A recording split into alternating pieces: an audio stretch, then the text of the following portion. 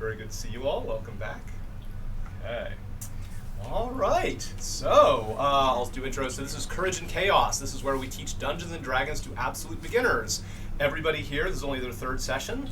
Started from absolutely never having played this game before, but we're already getting stuck into it. We're meeting every couple weeks. This is Dungeons and Dragons of just a very vanilla type, so that after the first 7 sessions, maybe 12 sessions, you can go on to play at any table. So I try to show you every kind of D&D to kind of give you a taste of all the different ways to go, and just give you a good foundation. I have a game design background, so I really like the mechanics. I think the mechanics is part of the fun, but I still, I like to say yes to things, but I also like the mechanics just to have a say sometimes. And the dice definitely have a say, as you've already discovered. You can go to Patreon, and this is for you as well. So here I have a Patreon link, and you can see videos where I actually discuss how the session went and how I planned the session, so that other people can dungeon master. So if you are interested in dungeon mastering absolute beginners, I make the tools and the materials really easy to use. So welcome. All right, so I've done some prep, I've done your stamps, and let me just do a little bit of catch up.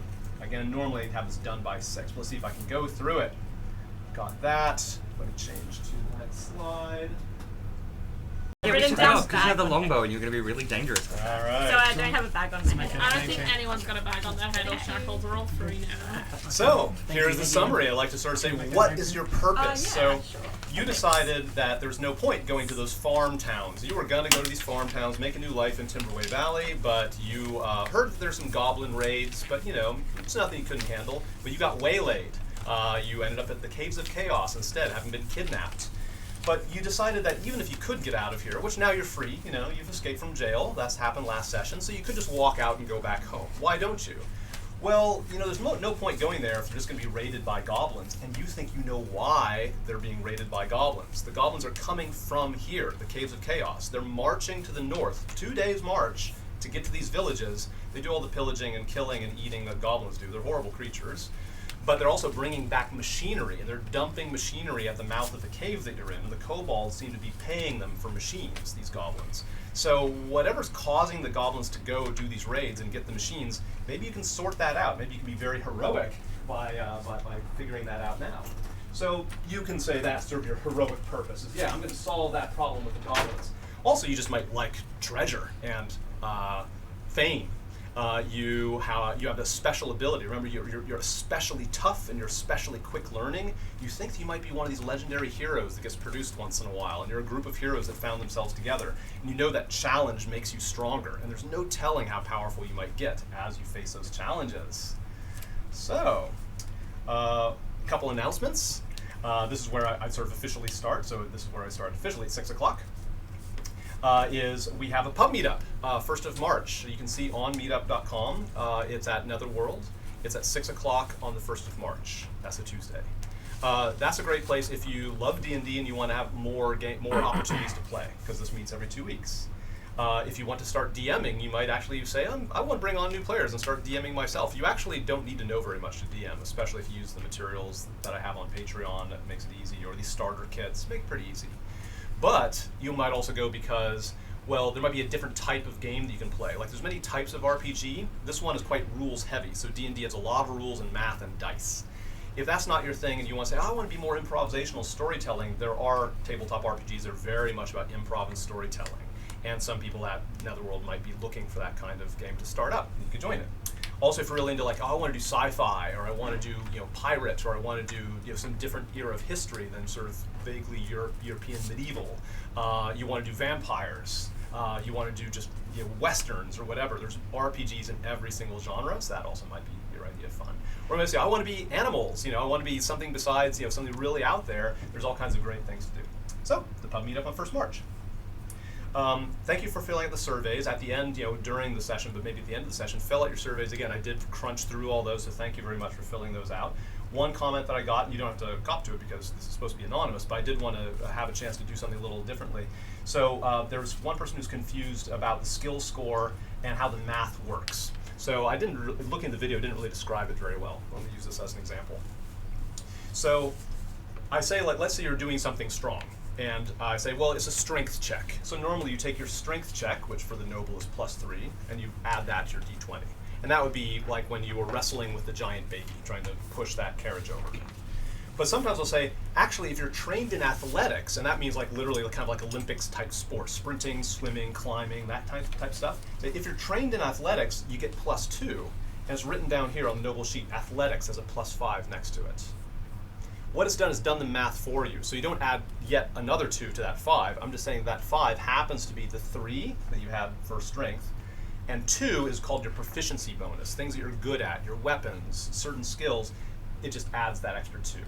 So yeah, I want to clear out. I mentioned the +2 simply because I'm saying where that number comes from. I like you to understand the math. But when you're doing an athletics check or whatever else, you just use it here. You'll see the third sheet lists all of the different skills that you possibly could have. But if it doesn't have a black dot next to it, it's just the same as the stat next to it, right? So you'll see like this person has acrobatics -1 and their dexterity is -1 because they're not proficient in acrobatics. Think of proficiency as like you've spent a lot of time learning the craft and the technique of that particular thing. Okay, so I wanted to make sure to catch that up.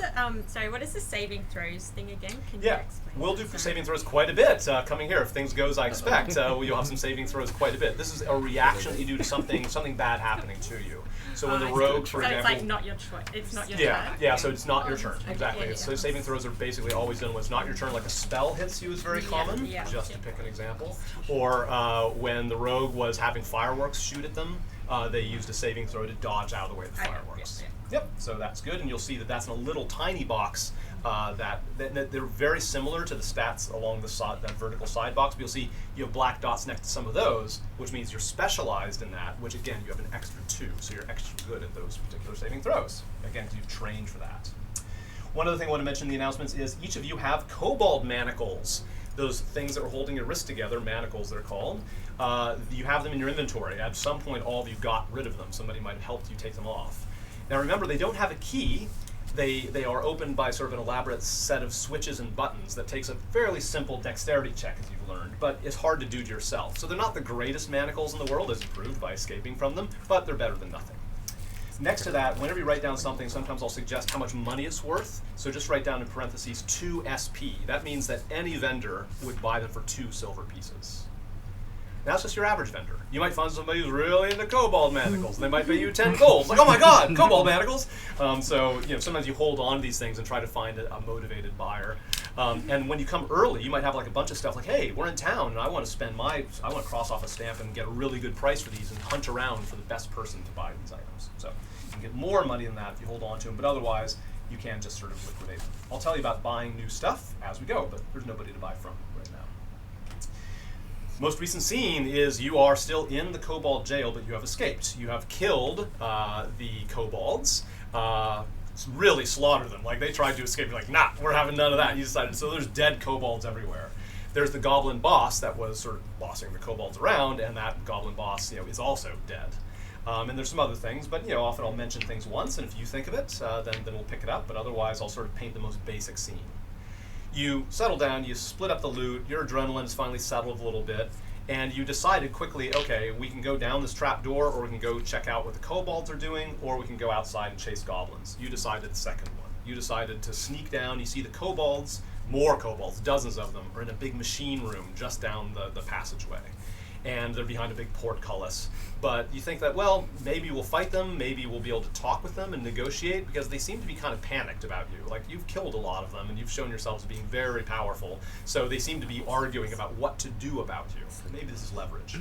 So that is what you're doing. You're basically just starting down that tunnel to check that out.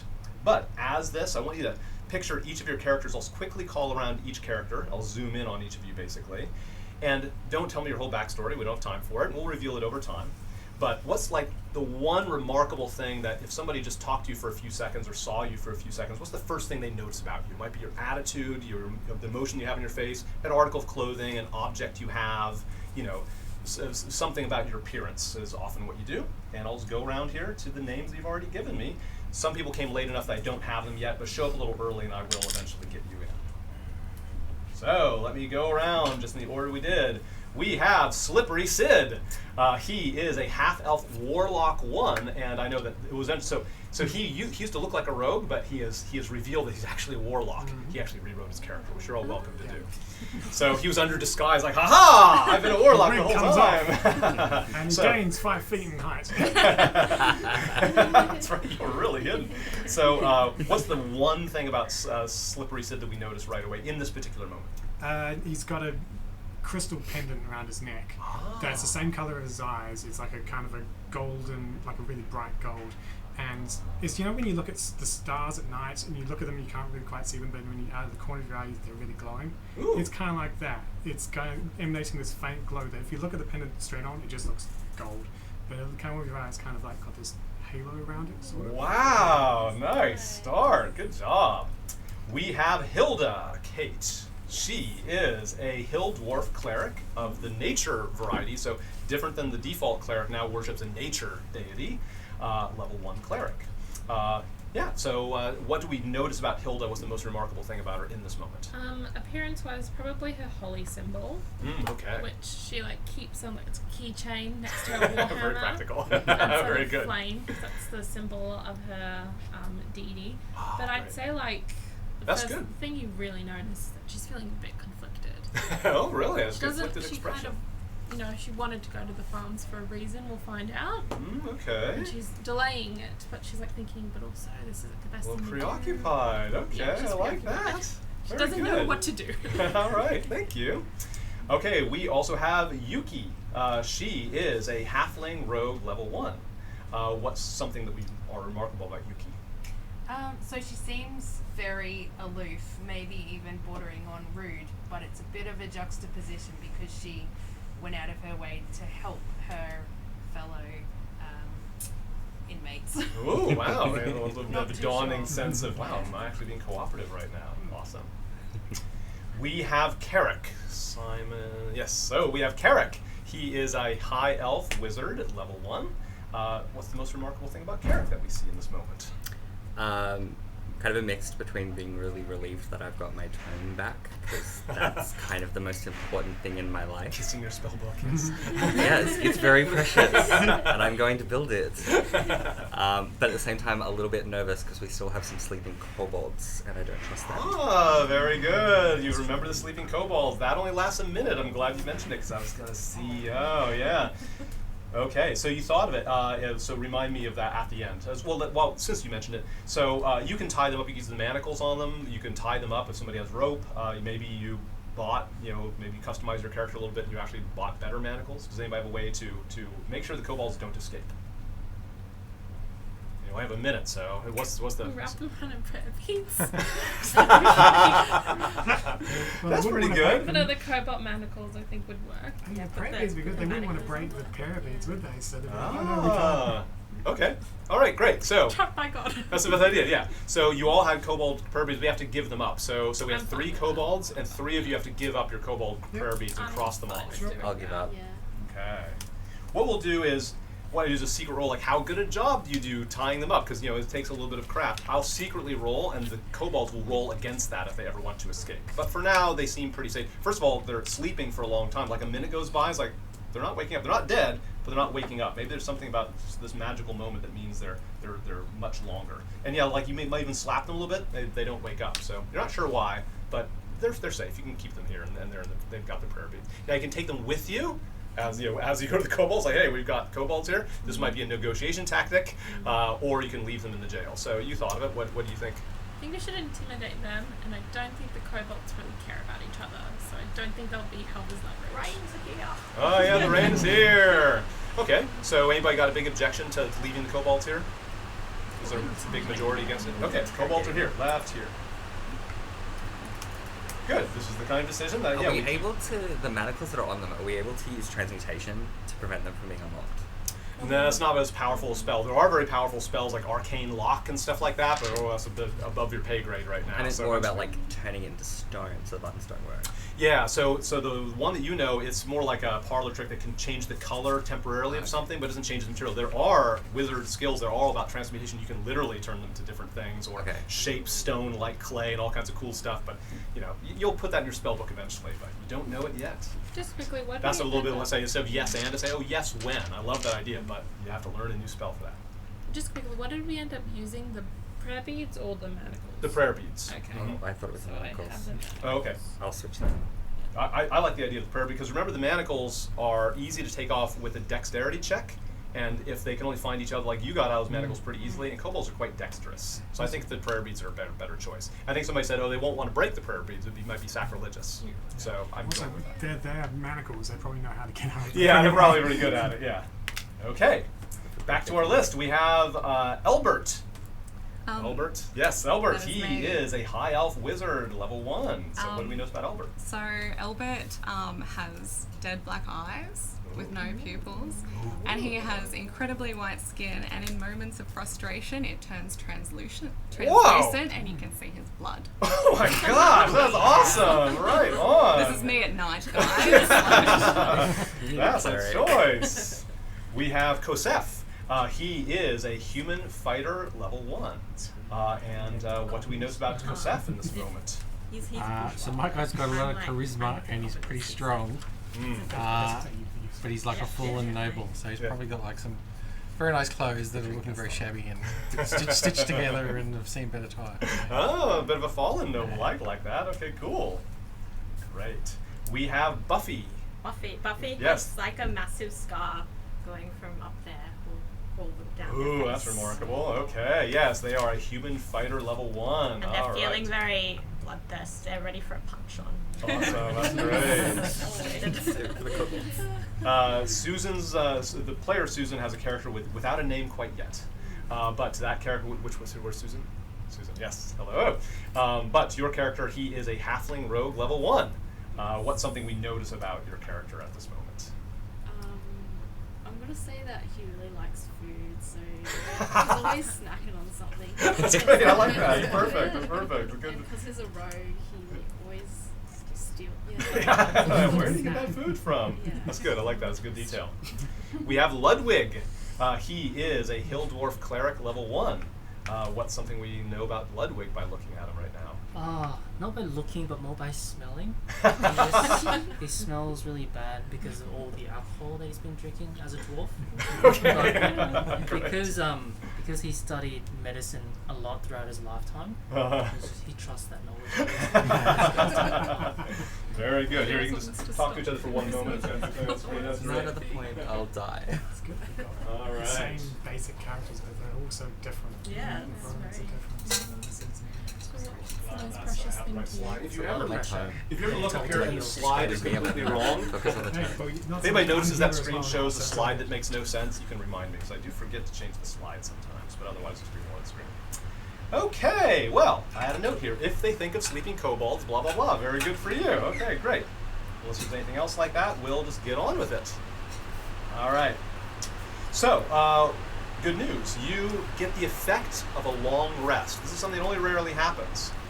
I have a house rule, for those who know D&D, that when you level up, I like to instantly give you the effect of a long rest. I like the game Diablo from like my old days as a computer game designer where bing, you get all of your hit points and all your spells back, so you get the equivalent of a long rest.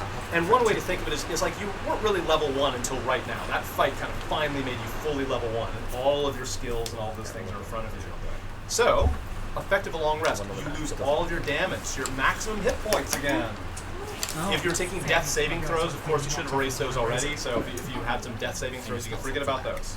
Your spell slots are back. And your spell slots are back, exactly. So, we can just on level 1, don't worry too much about it, but remember that somewhere down there it's written on the very, very back sheet, it tells you more about your spells. So technically, try to keep track of it. Until your next long rest, you can only cast like 2 or 3 or 2 or 3 big spells. And now you're getting to the pace where you might have a couple fights before you long rest. You don't want to blow all of your spells. The next thing, I'll give you a lecture about that later. But you get all of those spell slots back, so whatever mark you've done of spells you cast, those come back. You also have the equivalent of a short rest. So you fighters, you have that second wind that you used, but you can only use it once per short rest. You've had the equivalent of a short rest as well as a long rest. So if you put a check mark next to your second wind, you can erase that check mark. You can see there's little boxes there on your character sheet to help you with that stuff. That said, you're under some time pressure. You know the kobolds are rapidly arguing about whether to counterattack you or not, so let's get back to your mission. So, down to the next. Ah, yes. Torg is there. He's been listening. Well, he's been marching around. He's back to like open doors on orders and sort of going around there. Now, remember, Torg really got brought on side, but also you know that Torg he's sort of forgetful, so he kind of keeps going back into a routine. I want to show you a little image of Torg. It's up here, but you don't have to look up on that tiny little screen. I'll show it to you all. So he's spectral, he's floating. The difference here is that he's actually got a very high collar and he's a dwarf. This is a human with where you can see the face. You really can't see Torg's face. The collar kind of comes up to the nose. But aside from that, that sort of glowing spectral quality. And a little intimidating. I thought So he'd be a little bit cuter than that. in your mind, you can have headcanon. I think he is actually cuter than that. So I just had to pick the best image I could. So yeah, I totally agree. So remember that soldier, the so-called soldier rogue, pretending to be a rogue. You commanded him to hold the door. We had a fighter that very bravely stayed toe-to-toe with him. So our noble fighter over here, you know, fights side by side. A cleric used a red mirror fragment. Who's that? The one that used the red mirror fragment? Yeah, and you shamed him actually for following the Reds. So he might figure like you're anti-red, but you're a Red officer. Maybe you're a defecting Red officer. Like maybe your whole thing, you know, if you want to say like, because Torg seems to be he seems to have lost faith in the Reds a little bit. Like he seems a little shaky as he's talking about sort of doctrinaire, you know, I follow orders thing. You just saw a lot of doubt in his face. And so, you know, some of your Red officer thing might be like, you know, we've got a splinter group, or we know that maybe you have hesitations, and we're like a rebellious group. You can roll with that as part of your deception. Your red mirror fragment definitely said, you're bad. Like this red mirror fragment means that you worship the Reds. This is bad stuff, and you kind of intimidated him. You rolled a natural 20 on that, so it really affected him. So he's really, you know, basically the story gets steered by the dice. So he's really questioning his allegiance to the Reds. So normally he's on board. He comes over at one point and he comes over to you and says, "Need EpiPen?" He's just sort of like making a bit of a chat coming over, the EpiPen you mentioned last time. But as he gets close, this is when you're talking about, I think we'll go talk to the kobolds. And he hears like, kobolds! And he seems to get upset. Kobolds, bad. Kobolds ripen chaos shards. He gestures to his neck. He doesn't have anything hanging around his neck, but he gestures to something around his neck. Kobolds, bad. Ripen chaos shards. He says, glowing shards, bad. Glowing shards, bad. Do you even know what a chaos shard is? Maybe you do, but in any case, that's what he's revealed now. And everything here, you can write it down if you like, you remember it, but every bit of information is power. So some little clue about the world. Upset about you going to the kobolds because they ripen chaos shards. So he's looking very menacing at this moment. And I would say that as adventurers, I think we already had one person say, what if he flips back? He seems to be pretty changeable. So maybe at this moment I invite you to say, what if we broke out into combat? What if Torg flipped against you right now because he looks mad? Maybe though, if you sort of consult with your neighbor, so in pairs or in threes, talk to each other about what would you do if you had to fight Torg right now. Just discuss amongst yourselves, and I'll listen in, and maybe Torg will be intimidated if you're especially prepared. No damn cold spells. I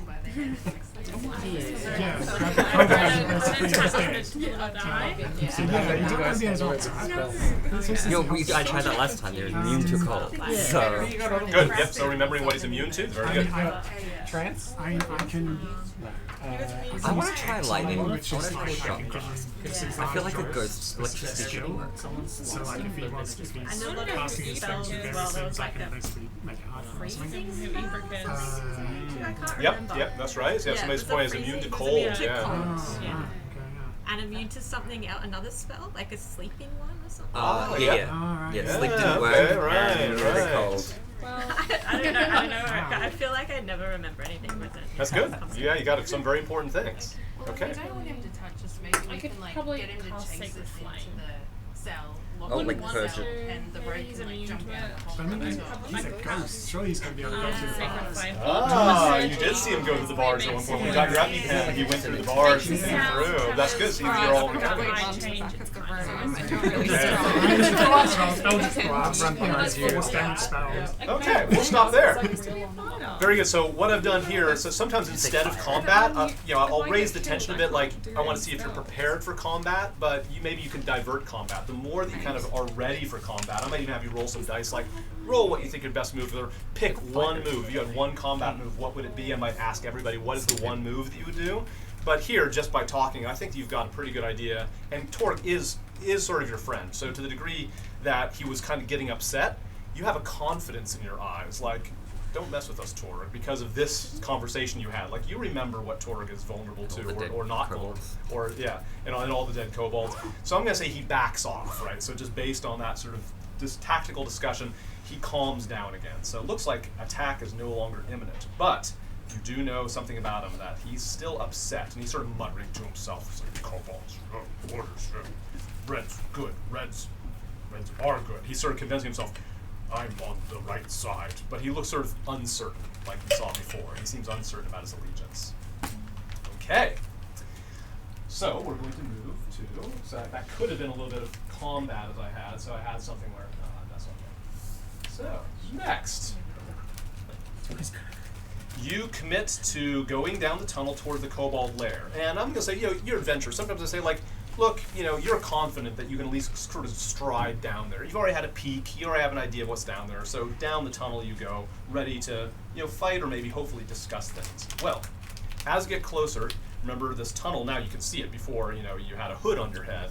It's a rough-hewn tunnel. Looks like it was actually worked, with picks and rock and axes and stuff. And sometimes natural, and twists and turns. And then as you go down on the right-hand side, you see there's a portcullis. This is the thing that you actually felt like when you're being hit by that machine belt. This was the same portcullis you're at. And you're not at the portcullis yet. You can just see it from an angle, and there's rocks and things in the passageway blocking your view. But you can hear machines, first of all, but not as loud as they were. Like before when we went by, the machines are full tilt. Now the machines are sort of at a more of a dull roar, and there's a lot of argument in this room. You hear kobolds arguing about what to do about you. And it seems like there's kind of two camps. There are some that are saying, like, they're adventurers, they're going to kill us eventually, we should kill them now. And it's like, did you see what they did? Like, did you see, like, they've got Torg on their side? What if that happens? So there's just a side that's kind of chicken. Maybe they know they should fight you, but they don't want to attack you yet. They're strategizing how to attack you. There's another group that's like, well, but maybe we can negotiate with them. Maybe we can, if they talk to us, maybe we can figure out a way to make peace. We don't need new enemies. They're kind of in the minority, but there is a factor in there, so it gives you confidence that maybe you can talk your way through this, if you choose. It's D&D. You can always choose to just kill them anyway, but you realize you might have a bit of a moment there. As you're sort of listening to that, right next to you, from the rock, you hear psst, psst. So whoever's next to us startles, and you notice that the rock is not really a rock. It's a giant backpack. It's camouflaged to look like a rock, and stepping out from behind this backpack is a kobold who is smaller than the backpack. But kobold's like, he puts his hands up. It's like, peace. Me dak. Ha. No stab. Don't stab dak. I don't stab you. Peace. No kill. We talk. Okay. And so you don't immediately attack him. So okay. So he sort of eases up, and he says, you could be friend of kobolds. Kobolds there, some want to kill you. Some want to be friends with you. I can talk to them with you. We go in together and we talk to kobolds. BB, the big kobold with wings. Remember last time you saw, like, there's this, and as you peek in later on, you can see there's a kobold up at the top of the building with like a nest, sort of like hanging, sort of 20 feet off the ground. You see that there's a sort of a silhouette of a kobold with wings, which is a little unusual. The other kobolds don't have wings. Still looks very sort of dragon-like, this kobold does. But you can see that they have burned eyes. That rectangle of eyes is sort of like that figure you saw on the road before. Like, it's all blistered and it's like a really bad sunburn. And he has a visor, a silver visor hanging around his neck. So he's asked BB. He says, BB, crazy? But BB, maybe, if other kobolds want to make friends, maybe BB will agree. Give it a try. Don't kill us. Maybe we talk. So he's proposing that you go in and have, a bit of a chat instead of a full-on attack. Now, still your choice. You can say, nah, forget it, Dak. We're going to go up to that portcullis, we're going to get that open, we're going to strike while we can because you think they're in disarray. So if you're the type of group that just says, we want combat, that is something that would be a group vote. Otherwise, you would try to talk to them, but you'll be at the ready. You're not going to, like Dak says, you can keep weapons, right? Understand, you have a weapon. Just don't pull weapon out. Don't stab with weapon. While talking, it makes for bad talking. So he's basically saying he's not expecting you to disarm. So you'll be ready for a fight, but you will be inside a room surrounded by kobolds. What do you think? Can I ask a question just before we discuss? My disguise kit. How does that work? So yeah, you want to have some time. It takes a few minutes to do to disguise yourself ahead of time. So it might be too late to disguise yourself to Dak. But everything that you have about your character, this might be tactics that you use when you're talking to them. You might, during the discussion, slip off and use the disguise kit and then use that to your advantage. If you choose this, we'll have, you're rolling dice, but it's more like a peaceful sort of thing where you're using different skills and things to try to convince the kobolds, to be your friends, or at least, they taunt, and that's something you could use.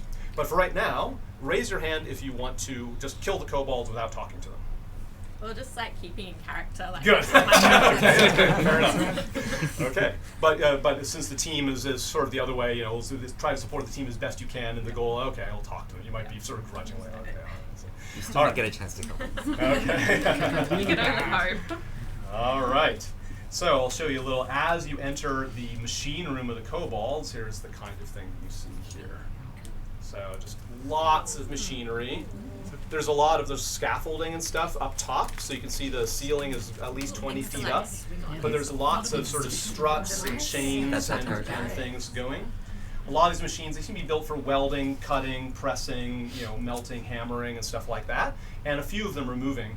But they're all connected through these bronze conduits to that central nest, which seems to be on some sort of central point. And again, you see BB, up there again, and he's like, so he sort of hunkers down again. He's pretty much hidden from sight if he doesn't want to be seen. All right, so in you go. Before I go in, can I use my disguise kit to disguise myself in the style? Because you said BB was the guy, he was wearing armor. Wasn't He's a kobold, he looks draconic, and he has wings. Okay. What we can do, so sometimes I'll play with the timeline, I'll do is we'll do that retroactively. So everybody will kind of get a turn, and you'll do this in pairs, by the way, because the table's so large. You and your neighbor will come up with a tactic that you use to try to convince the kobold. So you and your partner, will probably go just the pairs next to you. You might say, you're going to retroact, say, I did put my disguise kit on. So if that's the move you want to make, we'll retcon it later. Didn't want to be caught out saying, you should have said that before you went in. in. That's fine. Yeah, no, I understand. That's great. But at times like this, I'll say you can sort of jump back in time and say, that's what I did beforehand. Okay. One of the remarkable things you see in this this crowded machine room, there's towers and stuff. There's a lot of tall towers that go up a bit as well. In the back, you see a wriggle, and it looks like a person, like an ordinary humanoid person. Well, humanoid, this person looks actually very dragon-like, but they're fully tall like a human. They have arms and legs like a human. They're human size. They have glossy black scales all over their skin, and they have sort of a snout, but they have a very human-like face. And you realize, this is a dragonborn. Dragonborns are one of the civilized races. They're somebody you can find in a city. They're just very rare. So they're a player character. You could actually be a character who is a dragonborn, by the way. It's in the player's handbook. This is a dragonborn, and you can't really see her very face. She's got really frizzy, messed up sort of hair. She's wearing what looks like what maybe once was very fancy clothes, like nice sort of silk clothes, but they are really dirty and tattered and torn. And she is in this weird pose, and you realize that she's strapped into a machine, like her hands and legs are strapped in. The machine that she's in is a giant size, sort of humanoid frame. In sci-fi terms, it's basically like a walking mech, right? Where it's got these two huge metal arms with drills and hammers on the sides, and these two big stompy legs, and it's taller than any of you. She's sort of in the middle of it, sort of in this cage in the middle of it, and you can see that, and she's like, get the shard, get the shard. And as soon as some of you walk in, she sort of raises her head and she like looks at each of you, like something sort of alerts her. Shard, get the shard. As she moves her legs and arms, you see that the corresponding parts of this big metal creature also try to move, but is bolted to the wall. These big bronze sort of cuffs have got to the wall. So she's trapped here and she's trying to like move towards you, but something's restraining her, like the machinery is restraining her. But she is muttering about shards, chaos shards. Like I said, there's lots of machines. You can see now this is definitely where all the machines that were stolen from villages are being disassembled here. Clocks, sewing machines, threshing machines, children's toys, anything with springs and gears are being stripped of all the accoutrements, and the springs are being put in one place, and the wires are in another place, and tubes are in another place, and like buckets and things, and they're all being distributed. So, and they're being partly reassembled. You can't quite tell, but they're being reassembled into other machines that have like little legs and things. There's that huge machine you see, and we see like some other parts of huge machines, like a huge arm. Oh, this arm is actually made out of just parts of just farm machines and household machines. The kobolds are assembling these parts into things like this big mech that you're seeing, and a lot of little sort of robot-like things. You only get a quick look at that as you check this out in this very crowded room. BB, as they call him, this is the kobold up top, he finally kind of makes his stand, he stands up, and he says, "I'm seeking to deploy." Ha, ha, yes, deploy. Construction. Ha, they destroy. Pointing to all of you. Heroes. Ha, murder hobos. Ghost lovers. That's fucked up, man. Loving ghosts, you get diseases that way. And all the kobolds that are now his eyes like, they're all sort of laughing along with him. Yeah, we create. We take their things. We don't need them. They destroy. We create. We take their things. Let's fight. So his argument is, let's attack them right now. You knew he wasn't on that. And Dak's like, BB, we're here to talk, okay? Just talk a little bit. But he's just like, shut up, Dak. And so he's fine. We're still talking. Dak seems very optimistic. The kobolds in this room, and there's dozens. I mean, they're not all fighters like the ones you saw, but there's dozens of kobolds. It's hard to see because they're kind of hiding at times. You can see the two camps that you heard arguing. The ones near that end of the room where Dak is, where BB is, they're sort of repeating what BB says. Yeah, adventurers, you can't trust them. They're murder hobos. Let's just take their stuff now. So they're sort of on his side. The ones that are close to you and Dak, they're saying like, oh, maybe we can make a deal. Maybe we can make deals with them. Maybe we don't have to fight. So you can tell they're divided. And this is kind of like a jury. So in this next scene, you're trying to sway kobolds to your side with your arguments. So as I put beads and things on the table, they sort of represent groups of kobolds that are either kind of on your side or on the other side or not committed. There's a bit of time pressure here. Even though there seems to be pretty much an even match of things on either side, you just know that BB's in charge here, and you know that they're getting increasingly nervous. So you have a little bit of time to make your best arguments. This is where all of you will make a choice. And so this is a way to resolve conflict in D&D without direct combat. This is a little module that I have. Again, I'm giving you a taste of something besides conflict, besides swords. So if you have a PC, if you've deliberately built a PC with lots of personality skills, high charisma and stuff, that's good. If you're highly intelligent, you're good at history, that's very useful here, investigation. But if you're a very physical character and you don't like soft skills, there are ways to even use your acrobatics or athletics to kind of show off or make a point. So there's a way for everybody to contribute to this, even if you're not much of a talker. But yeah, if you're more of a lover or a seducer than a fighter, this is your chance to really shine. You can be one of the heroes of the scene by making a good move with a good roll. So, soft skills. So I'm going to break it down here. So the BB's stance, right, this is basically what his belief is this. This party can't be trusted. Now these are all things that you might sort of cut into. They can't be trusted. They'll screw up our operation, which is going well. Like whatever's happening in this machine shop is an operation that's going well.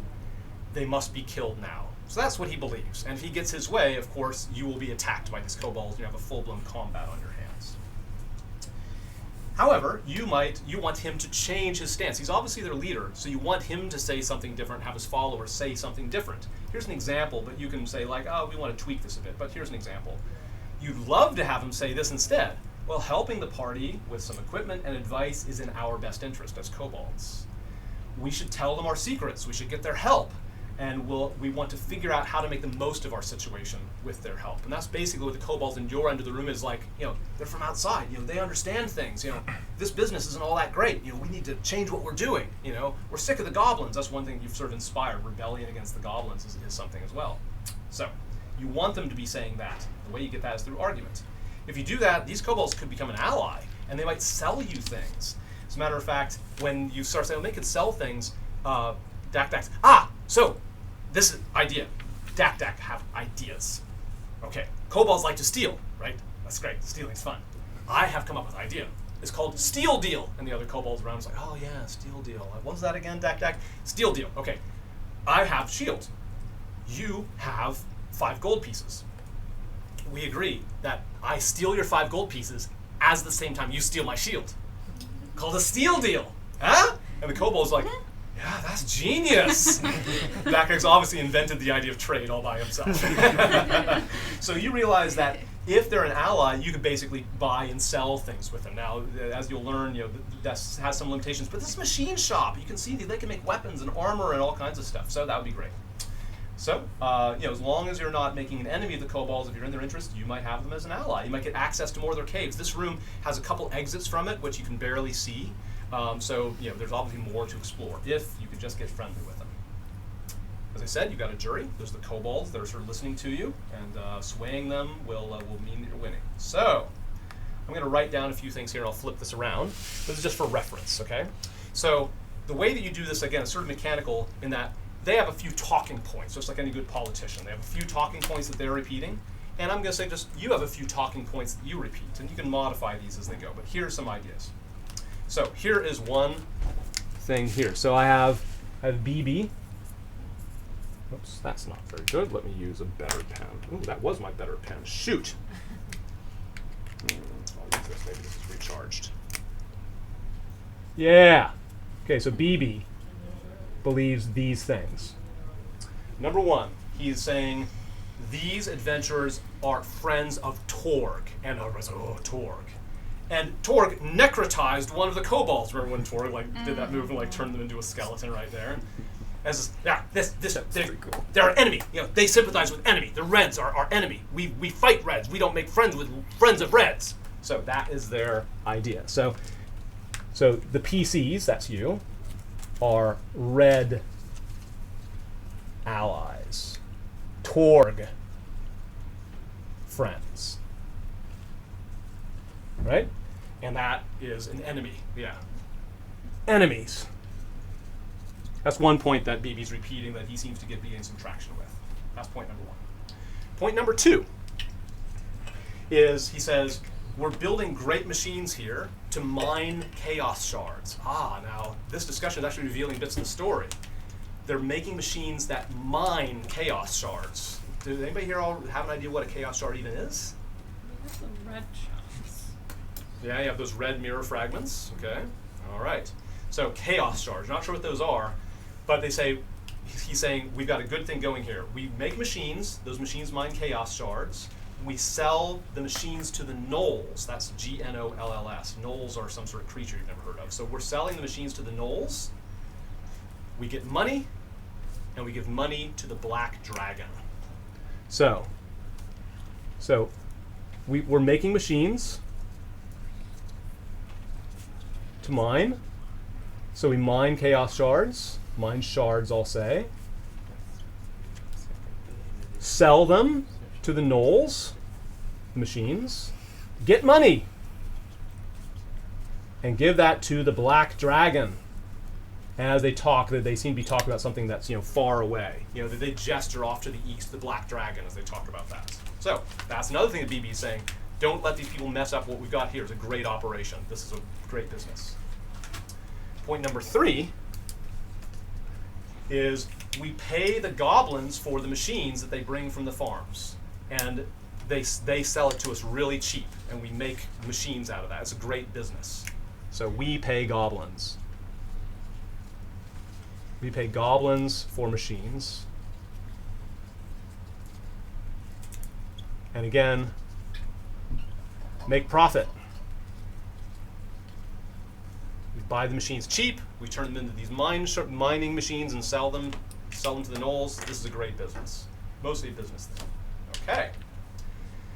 So you might think of ways like, how can you tear these points down? Is there something about this where you can disprove? Like something that BB is saying. Is there something that you can say to prove that he's wrong about any of these? This is where you'll use your different skills. Maybe things in your inventory can help, get you a little bit of influence. Maybe you have some, so yeah, your skills are going to be helpful here. Maybe things that you know about the world. Now on the other side, the bottom half, is we have the PCs say the following. Now you can change these, but I'll suggest a few things. Okay, here's one argument that you might make that might influence them. We PCs can get lots of coin, and the kobolds can do steal deals. So you'll get coins, kobolds. We're going to be rich, or we are rich. We're going to buy things from you, and you'll get all the money you want. We have money, you have stuff, let's trade. So this is something that you think is interesting. You know that Dak Dak's interested, right? So we get coins. Well, we give coins to you and get stuff. Trade. So you're proposing we are great opportunities for trade. That's one point. Does anybody here raise your hand if you think that is a you don't have to support, but is that a decent thing? Raise your finger if you think that's a reasonably good argument. Okay, I want to raise it if nobody believes in it. Another thing. In this room, I mentioned this last time. Remember the orrery? That's that big bronze sphere. That's like a model of the sun and the planets and the things orbiting around a central star. This is the reason why he got kidnapped. The orrery is something the kobolds are very interested in for reasons you don't quite understand, but maybe in the course of this you'll figure it out. So you see it sitting there. It's sitting there next to a chair that's covered with blood. Like this is where the torture was going on, right? So the orrery is very important. And those who especially are intelligent, investigation or history or something like that, you think you might be able to figure it out. You can back yourself. So one point you might make is we can help use the orrery because you know that they've been interrogating people for some reason to figure out how the orrery works. So you might be able to prove this with some skill roll, that shows you doing that. So that's the point. Raise your hand if you think that's a decent thing to offer the kobolds. Great. Okay. Third one is we will be a great ally because we're powerful fighters, and we can tilt the balance of power. Just a straightforward, like we are muscle. We are strong fighting ally. Those of you, for example, who you don't care about soft skills, you just want to do demonstration of your power, you might use your attack bonus or use your athletics or something like that to show off how strong you are. We're good, strong fighting allies, and you can help sort of affect the balance of power. Okay, I'm going to turn this around so it's easier for you to see. So what you'll start thinking of is, sorry about that. What you'll start thinking of is in pairs. So you're going to figure out, because we can go around the table, every pair will, or maybe a group of, one of you might end up being solo since we have 9 people, is going to try to either tear down one of these 3 points, like you have some way to disprove something that BB is saying, or a way to prove and establish what you're saying, to reinforce those points. And those move these beads around. All right, so we start off with, this is basically kind of how many kobolds are on each side. This is your score. Right now the score is like 4-4. The kobolds are pretty much divided. And as you do things, the beads will show you how well you're doing. When somebody, a single or a pair, decides they're going to make an argument, you pick one of those talking points you're going to tear down or support. You're going to do a skill roll, and if it's high enough, then the beads will start moving around. When you roll, there's a couple little tricks you could do. All right. One is, if you just know a world fact, like I did before at the beginning, like if there's something that you can say, oh, I remember this about the world, I might give you an extra point, right? I might say, oh, congratulations, I'll give you an extra point for that. And so whatever you roll with your skill, you get an extra 1 point added to it. So you get a point that way, if you just think of a good world fact. Or maybe you have something in your inventory that kind of proves the point. Also, if you pick a skill that you're not all that great at, but is really clever, like, oh, that's just a sweet idea, I might give you an extra point or 2 just to recognize that it's super clever and fitting. Third one is you. If you can summarize your argument in 1 sentence and you say it with some sort of conviction, you don't have to use a funny accent, you don't have to put on a costume. But if as your character, if you can sort of say something with conviction, I can give you a point or 2, based on sort of a little bit of acting. That's only optional though. You don't have to. So those are ways to increase your chances of success. The other thing you can do is if you have a spell, this is mostly your spell slot. Like it doesn't have to be a particular spell. If you pick a spell that you think, I'm going to use this spell to prove a point, if it's a spell that you can only get back once a day, you can get advantage on your roll. You get to roll 2 d20s and take the higher of the 2. Advantage is something that shows up in D&D a lot. So that's something where you're sacrificing something that you might wish that you had later, but it's a way to have a much stronger chance of success. So you could decide to do that. For Warlock, you have the equivalent of spell slots, so you have the same kind of thing. Oh, yours all come back on a short rest. So actually, yours are not very much of a sacrifice. That's be something you only get back on a long rest. I've only got one of them. So, so if you are, as a pair, you will both roll, and we'll take the average of your 2 rolls, which is good because it helps keep things a little steady. You're going to try to make a 14, so you want to pick some of your better skills to have a good chance of success. And we'll alternate. You'll make a point, then the kobolds make a point. So find if somebody's sitting next to you and find something, find a point that you both think you're worth arguing, that you think you have some ideas to use your skills. Go ahead, discuss.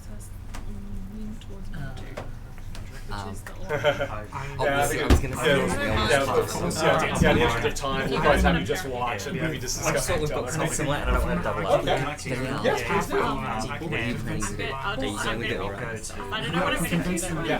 Because if you want to take that, I've got an idea to try and attack that second take on time. new players. I by using just to demonstrate the power.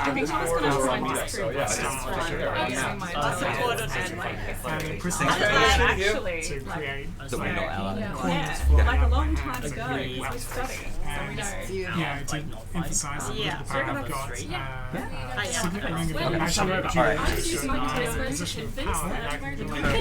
We just do this with I'm not smart.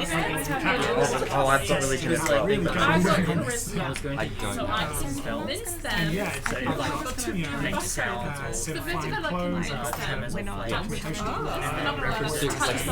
Because we have like and then you do See, I was going to tell you.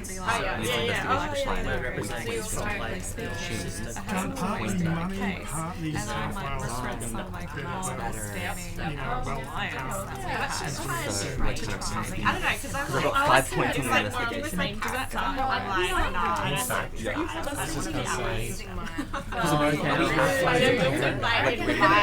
We're totally different. I'm like, sorry, You are. my whole family. So, okay, Well, I think you could, like, I mean, it's safe to go with it. I need to, yeah. I think I might That's what the law says. That was all probably not strategy. I like that a lot. do we know how we do it? Just another minute left. Remember, you're going to agree on 1 point. Each pair will only get 1 go on 1 point. So if you're on the 1 point, you're going to support or tear down. I just think we're Yeah, it's either like the orange If someone makes sure that we do it, so it's like an advantage. Are you gonna have to speak like a noble then if we do that? I think you took all the same stuff I did. Can't do So it. it's, And then that could I kind of think be. we're exactly Remember your skills, your inventory, things you know about the world, all these things by support, your points, tearing it down or building it up. prayer beads, that's what I go. Yeah, but like, I think they know that too, don't they? You could always like, All right, so there's some time pressure in this room, right? So we're sort of emulating what it's like to be adventurers. Much time to figure this out. Almost out of time. because you're like a bit elitist, and so you can kind of I don't know, I could try say the and word. words in the I have ears the too, so you really need to kind of You can mechanically Okay, finish that sentence. saying that I memorized. another day in the office. What would time I'll take? It's like saying. Okay, all right. Under time pressure, both because we keep a 3-hour session and because I want to emulate what it's like to be in this rather tight situation, we'll stop there and just do your best. Is there now somebody can go solo because you're not all paired up? I'm gonna go solo. Okay, Yeah. and anybody who's ready, either a pair or solo, can get us started. Yep, I'm ready. Yeah. So It doesn't matter what order you go in, so everybody will get a go. We'll just go through it. I'm gonna aim to. Are you solo or are you the pair? Do you want to be a pair or like? I think we're the pair. Yeah. Okay, sweet. Yeah. Yeah. Go, yeah. So Okay. you're all paired. You're paired. You're paired. Yeah, yeah. Yes. Yeah. Correct. Sweet. So basically, I'm going to put on my false identity, which has a trait is from my charlatan Very background. good. I remember We're that. thinking of one of those those glasses. Is it like I thought Clark Kent here, just ripped off the shirt. Yeah. Which basically allows me to assume a second identity with documentation, established acquaintances, and disguises. And along with that, I've got a set of fine clothes and a signet ring of an imaginary duke. So I'm Okay, basically going okay. to pretend to be an imaginary, like kind of an influential, powerful figure. Okay. Which The- point are you going to try to tear down or support? Here? I'm basically supporting, but torn between money and power because I can use prestidigitation to kind of like say, look, we can give you wealth and like kind of have Yeah. You're under cascades of pressure. Pick coins one. coming out of Yeah. my- Yeah. Pick one. Or on the other hand, I can use. Screw it. Hey, no pressure. Pick one. Pick one. I'm going to use my celestial bonus cantrip, which is light, and I'm going to touch my short staff and make it glow. And Nice. emit bright light for like a. You got heaps of second that. radiance. Is this first? Is it PC point number one? Like we are rich. We are going to be great Um, traders. Is that what you're trying to Actually, support yeah, that we'll point? do that one. Yeah, just rich, and in that case, I'll use the prestidigitation for the coins. Yes. So- Okay. Great. Yep. So I'll give you a point for that. Now you've got a partner. Is there anything that so I'll give a point because of all of your fancy sort of disguise. We're a very fancy man. Do you have anything? Is there anything in your inventory or something you remember about the world that might help support this point? That point, no. Well, just the general point that we're rich and we're good at trading. You know, we're good, rich adventurers. Anything they think they Just that I have the background of being a That was brutal. So Oh, good. Okay, see, Does that's that it's just that every easy. Now, make sure you listen to what other people do because it might give you ideas. So, yeah, saying that they have a background, a criminal background, so you know about stealing. Oh, yeah, you know how to fake being rich and sort of front. So I'll give you an extra point for that. Now, each of you are going to use a skill in order to do that, right? So, what skill role do you think is supporting this? Is it persuasion, deception, etc.? I'd say probably performance. Yeah, actually, okay. no, persuasion. Yeah, Okay, persuasion, right? So you'll roll with persuasion and you'll get a +2, but don't roll yet. What skill do you have that you think would be good? perform. Yeah, so performance. Okay, so you're a bit of a performer, so you get to roll your performance check and also get a +2. One of you give me, if you like, give me one line that sort of summarizes your main point. What's one thing that you say convincingly that might give you an extra point here? One line. Everybody, listen in. No pressure. You don't have to, but guess so. Yeah, extra point. Okay. We can give you wealth beyond your impossible imaginings. You know, look at all this wealth that we have. Okay. The possession of power that I wield. Nice. Yeah, that's all it takes. Yeah, you get an extra point just for a little line there. Good one. Okay, so each of you will roll your respective skills and add 3 on top of what your skills are. We'll take an average of the two. We're trying to make a 14. Oh dear. Oh, we both did so bad. Just let's do the math anyway. So, it'll plus be 3. your die plus your skill plus these 3 for the thing. 12. 12 and 13. 13. Okay, so your average is 12 and a half.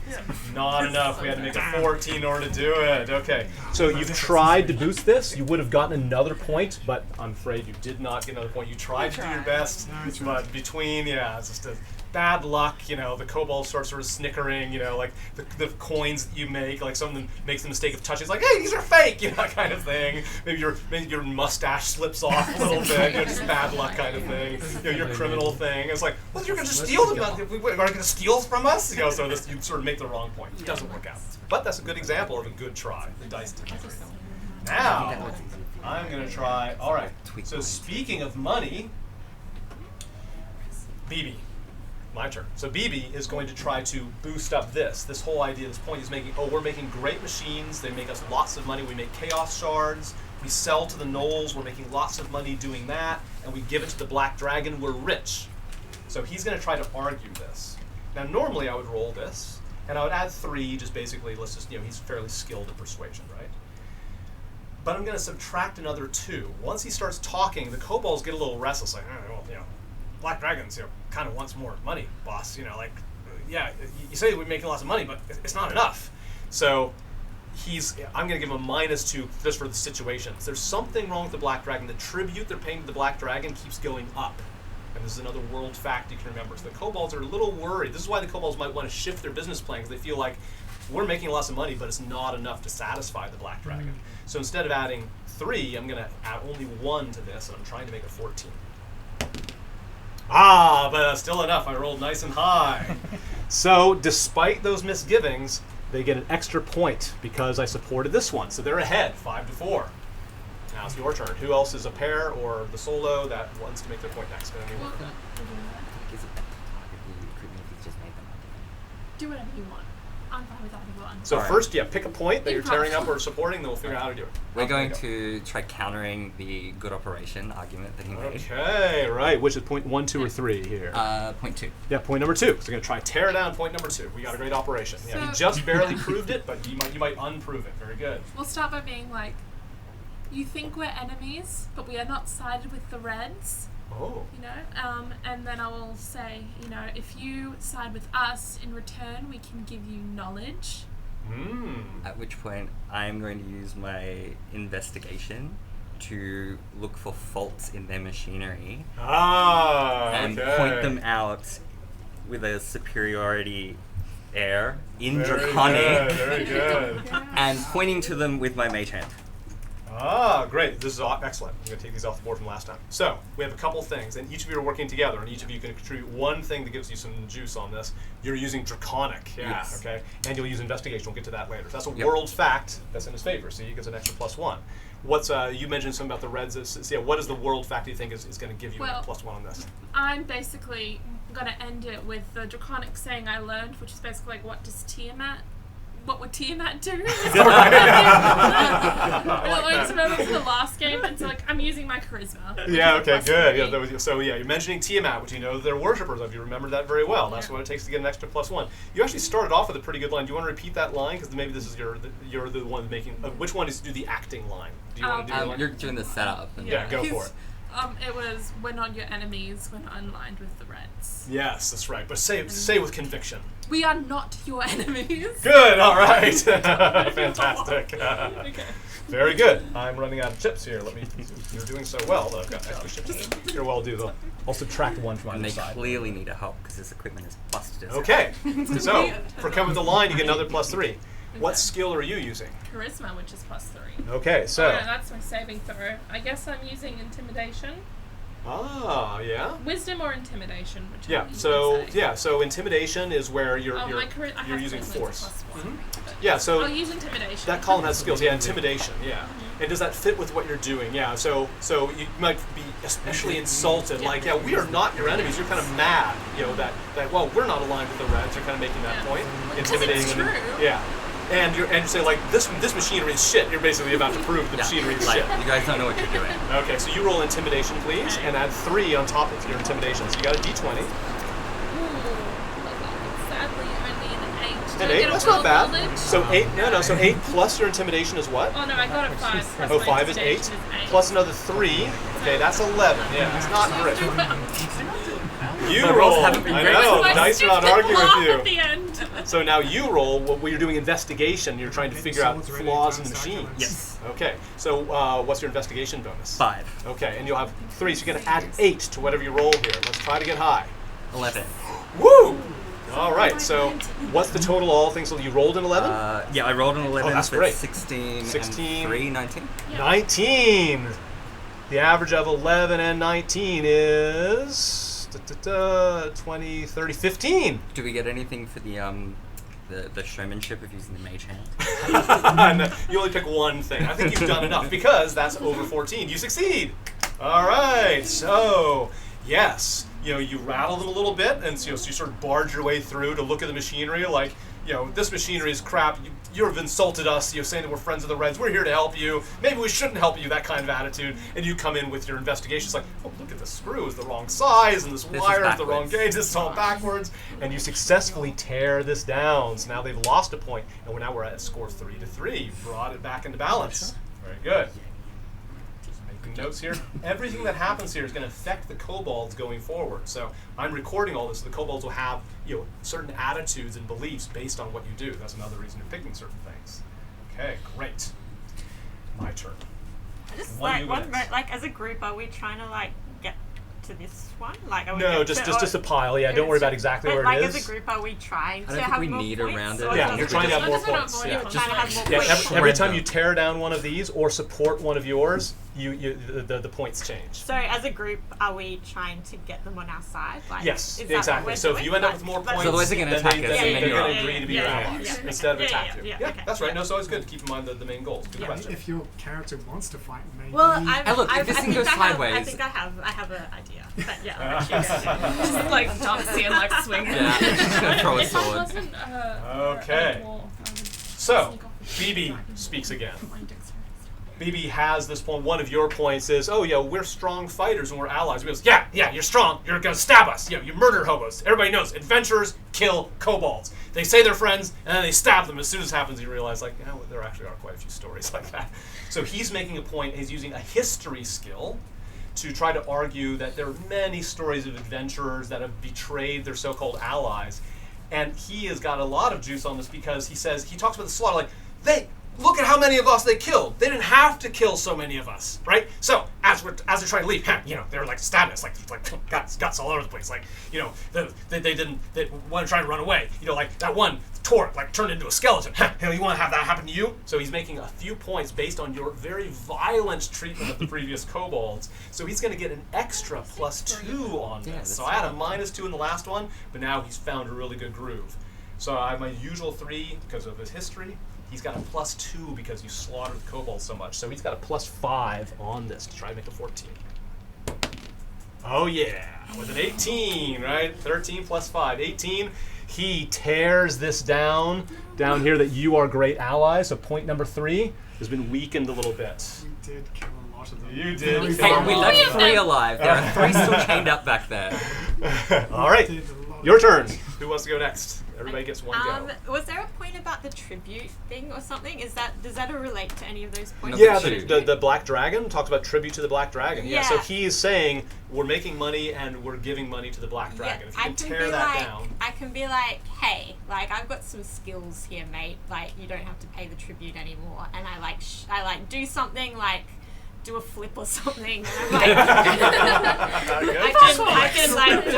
I can defeat this guy for you. Okay, cool. I don't Yeah. know. Sure. So Yeah. let's try to tear I'll that. do like a sword, like a martial arts sword like maneuver type thing to like Nice. impress Okay. them. Yep. So you've got a very good skill to use, and I like the intention that you try to make them be less affected by the Black Dragon. I mean, one thing's like, yeah, can the Black Dragon do this? You can basically try to distract them. So that's good. And do you have any world facts, any inventories? Anybody else have ideas to contribute? I also have, like, without a partner, do you have somebody else that can think of ideas to boost this up? Yeah, Yeah, I don't know. I think Well, you're on a I good was start. also thinking of doing something with the prayer beads and the manacles, like give them to them as a Ooh. gift or something. But So I don't as know you're if I can do you're it. doing your sword play and backflip, you can have the prayer beads like Oh yeah. I like that. I like that. Yeah, So I'll give you a point for that. Some more help.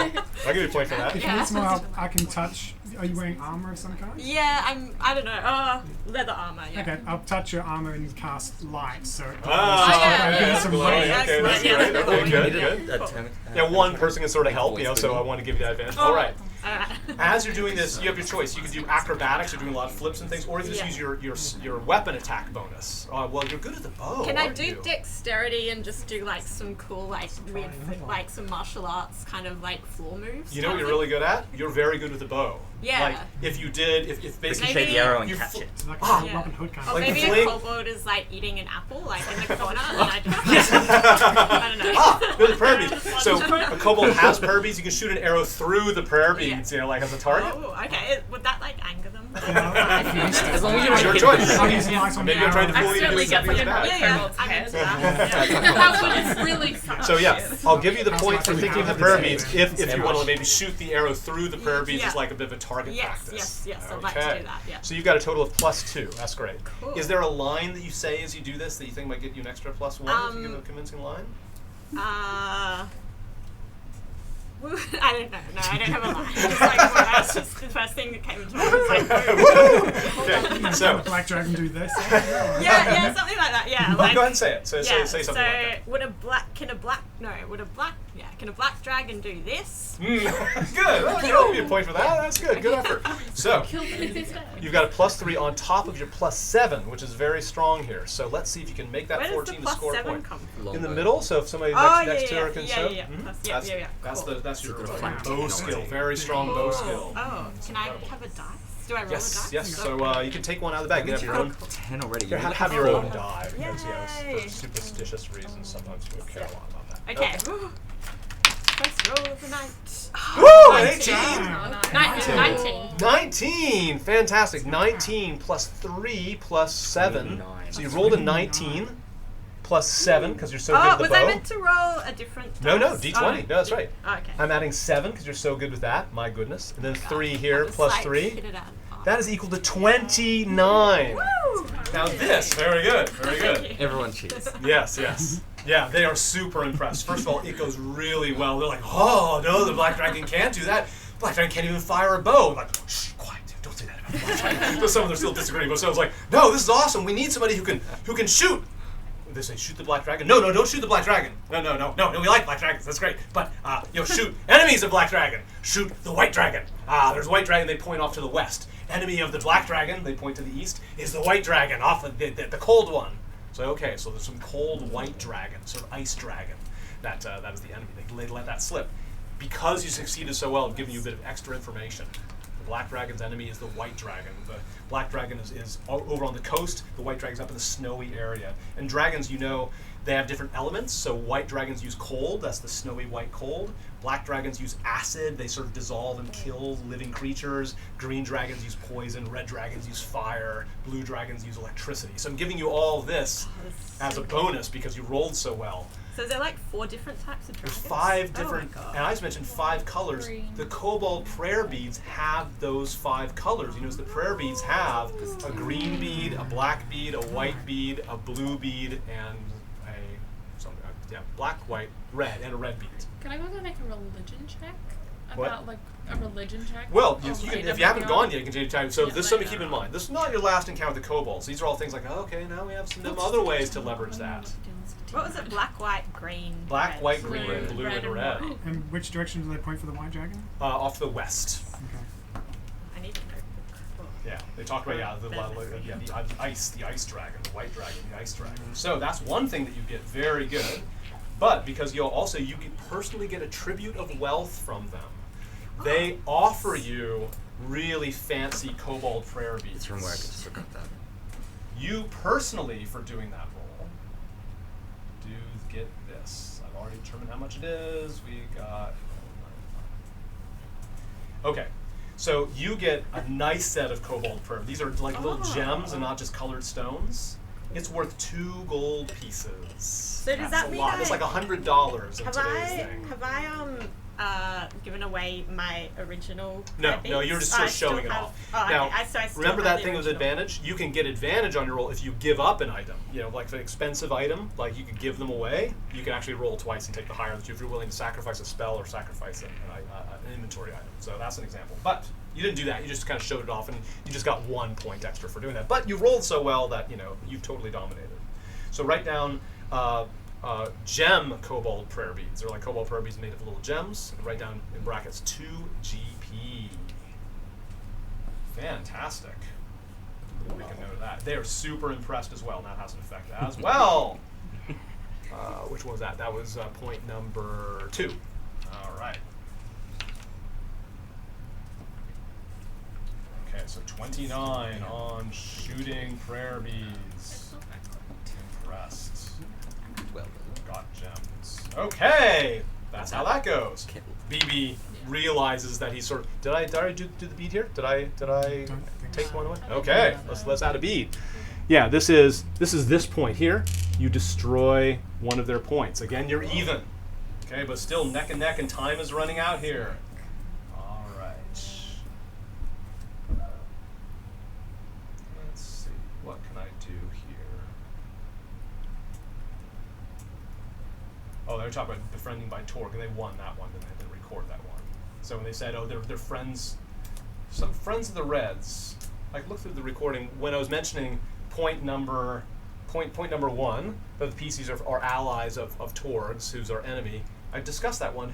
Did somebody try to tear this one down, or did I boost it? I kind of teared it. I just You said tried to I'm tear not it down. Enemies. Yes. Although that was what we were targeting, number 2.2. Oh, you're targeting point 2? Yeah, Oh, we just point made three. reference to We did that. something. Okay, that's right. That's I just right. opened my smart Yeah. with that. But I did something, Hybridized yeah. argument. Oh, no, okay, no, I hadn't used that one. Okay, here we go. All right.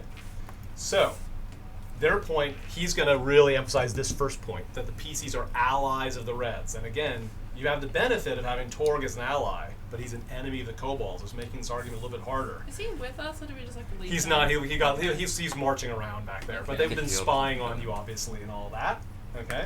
So that whole thing, yeah, that Torg, you've necrotized one of our own. Torg is very dangerous. They are friends with the Reds. Now, you've tried to argue against it, but he's coming in strong on this one. So he's going to make an argument here. Shows they sympathize with their enemy, the Reds. And that was such a horrible kill that Torg did. I'm going to give him an extra +1 based on that. Okay? So, he's going to roll with his +3, because again, he's being persuasive. +1, because Torg is on your side. Nice benefit for you, but not as a present thing. I'm trying to make it 14, so I get a +4 on this. No, an 11. It does not work. He tries to convince the Kobolds, that you're friends of the Reds, but maybe the dice are telling us because of the other point that you made earlier about that, like, oh, we're insulted, they're friends of the Reds. Like, oh, no, that's an insult. It's like there's some of them turn against BB, or BB doesn't make any traction. They do not gain anything. This next move is your chance to get ahead, just running out of time. Who is not gone yet? You two and you two. Okay, all right, we have time for one more exchange. Either of you can go first. Who's ready? We're ready, but we don't mind. All right. Yeah, you guys. Okay. Yep, okay. Fair enough. Yeah, it doesn't matter what order ultimately, but there you go. Go for it. I would like to use, we're going to go for point 1. Okay. And I would like to use my investigation. Mm-hmm. I've been walking around trying to identify if there are any fractures within the group. Ah, great. Yeah. And what skill? Yeah, so you're trying to find, trying to really kind of, dig into the factions. Yeah, because there's obviously two different sides here. Very good. So investigation? Yes, investigation is good. I think what you do is maybe you would sort of figure out, are you trying to figure out that maybe some of the Kobolds, are, try to find divisions. Yeah, what's an example of something like physical evidence, like a CSI investigation? Like, what's some evidence you might find that proves that the Kobolds are maybe plotting against each other or something like that? Hidden, what are they called again? The mind chaos shards. Like maybe some of them have kind of taken them away. Ooh, yeah, that's right. Themselves. Yeah, they've been keeping them for themselves. So Yeah. your investigation, you'd be dusting for fingerprints or something like that. Sort of find telltale scratches and fingerprints and the footsteps and things. You might find that if you successfully roll. Yeah. So that's very good. Now, you've already got a point because you've already cited a world fact that's very meaningful, that the chaos shard mining, obviously that's the main business here, and maybe there's some sort of cheating going on. So I'm going to give you a point for that. Cool. Do you have a world fact that you think you can add, or that you said that they didn't like the goblin. That's right. Yeah. So I'm gonna, because my guy's a noble and says other people of high birth treat you as a member of the same social sphere. So I'm going to talk to BB as if he's a noble, whether or not he is. Lots of charisma, so I'm going to be like noble to noble. Sort of leader to leader. I'm guessing to say to you. Okay, basically cool. We were fighting that goblin guy, and he was throwing kobolds at us, so that he was the Right. problem. Yeah. We got no issue with you guys, so why don't we pull that to the side and make Oh, I somebody like together? that. I Okay, wanted to that's cool. I wanted to kind of break him down with potentially we found these things and then he was going to go in and Yeah, superior. Good yeah. combat goal. That's Yeah. lost and stolen stuff. Yeah, and these can sort of synergize because you also, some of the evidence you might find is like, some of the kobolds are sort of like we're secretly allying with the goblin and things like that. So that's more evidence you can find if your investigation goes well. You'll use investigation. You've got a +2 there. What skill do you think you're using to do this? Persuasion, which is Very good, yeah. +4. Okay, good. So you're using persuasion, leader to leader talk. Okay, so you got a +2. Which of you wants to give me a single line that kind of summarizes your main point here? It's your turn. Either one. I think I said it when I was talking to you.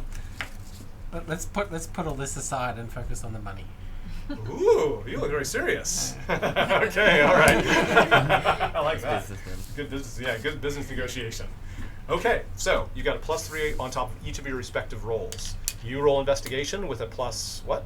5. Okay, so you got a +5 with these three. You got a +8 on this, trying to make it 14. You roll first. 18. Woo! Do all the math for me. You rolled an 18 and then add 5 + 3. 13 26. plus 5 plus 3, 26. 26. 26 is amazing. You roll with your persuasion. 5. Ooh, that business to Not very business chat persuasive. doesn't go so well. But let's do the 13. math anyway. 13. Kind of close.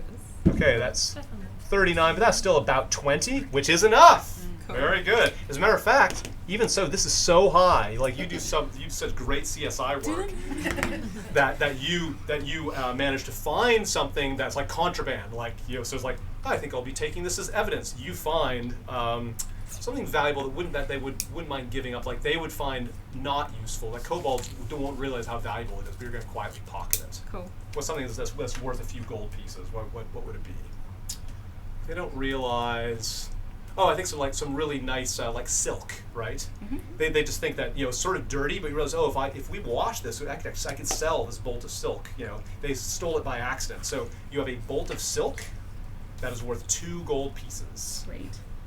Again, a little bit of extra wealth. That's for killing it by 5. On average, you killed it by 5, and you're the one that rolled highest, so you're the one who gets it. Okay, and point. So you did that CSI, and you basically took away this point. So you're trying to drive factions. Now the goblins or the kobolds are arguing with each other, accusing each other, like, like, why do you have that thing? You're stealing stuff. We're supposed to be working together. It's like, well, you work with the goblins. It's like all that stuff. So now they're squabbling, and now you are ahead 2-1. Okay, my turn. As we're just getting down to the pointy end. Race to the bottom. Yeah, that's right. Yeah, exactly. You're just tearing each other down here. Started off shaky, but we're getting better. All Gave right. up on convincing, just went straight to attacking them. Okay.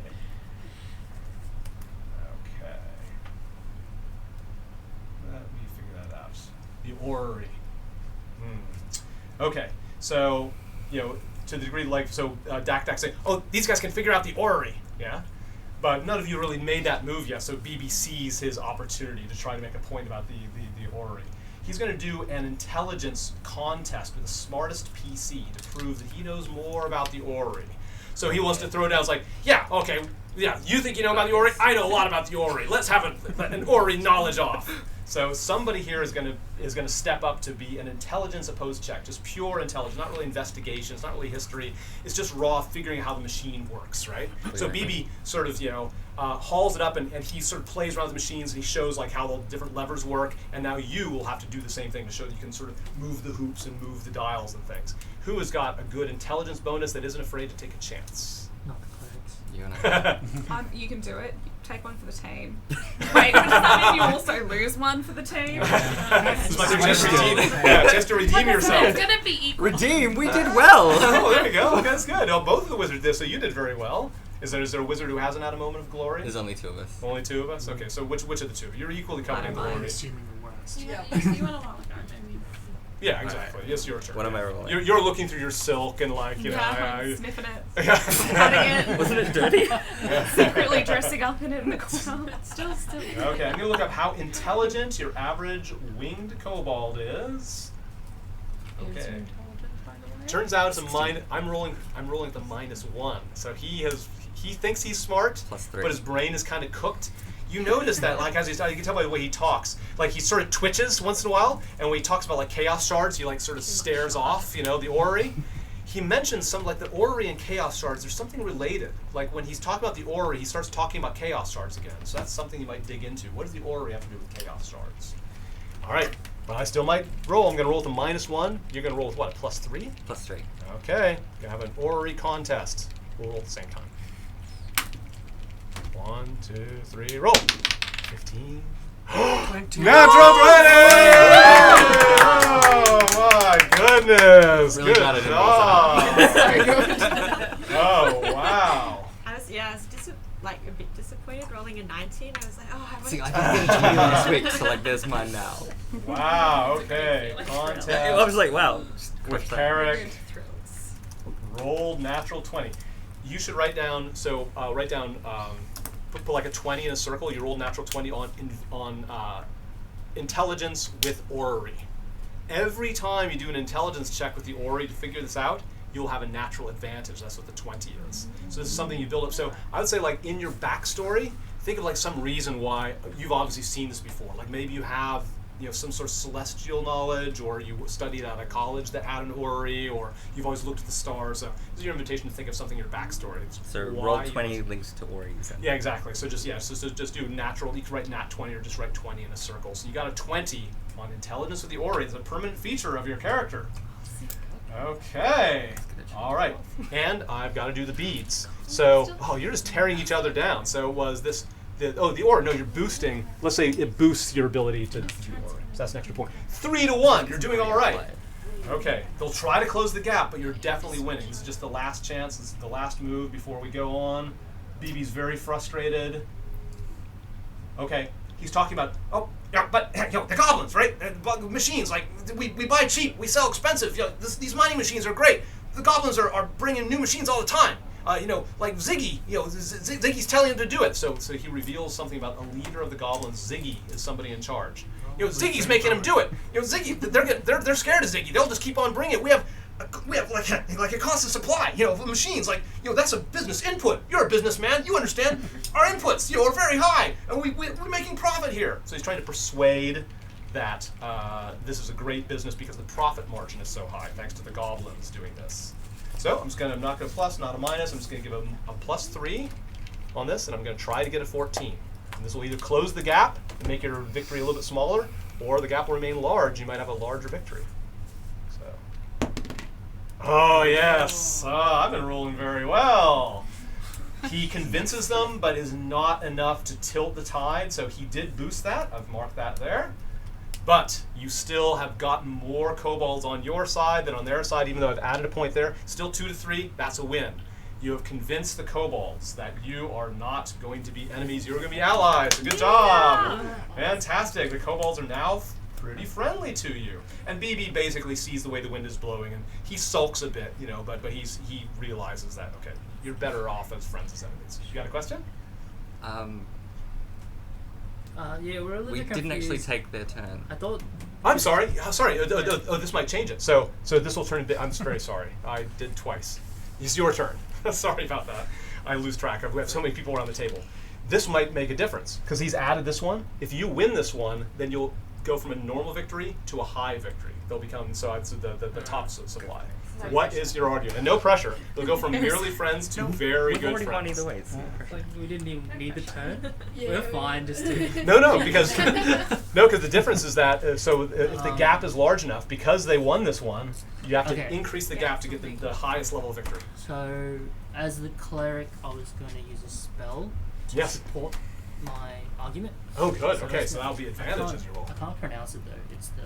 Is it thaumaturgy? Yeah, thaumaturgy. Yep. Mm-hmm. Yeah, you're able to sort of emphasize with yes. Tell me. So I was going to use that spell. Yeah. To create flames and turn my eyes red. Okay, great. Now it's a cantrip. You can do that several times as you go. So I'm going to give you an extra point. You're looking very sinister.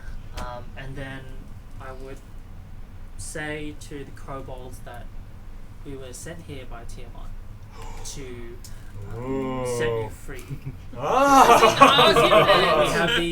We have the prayer beads. We are here to set you free. Oh my goodness! That's what a package. That's great.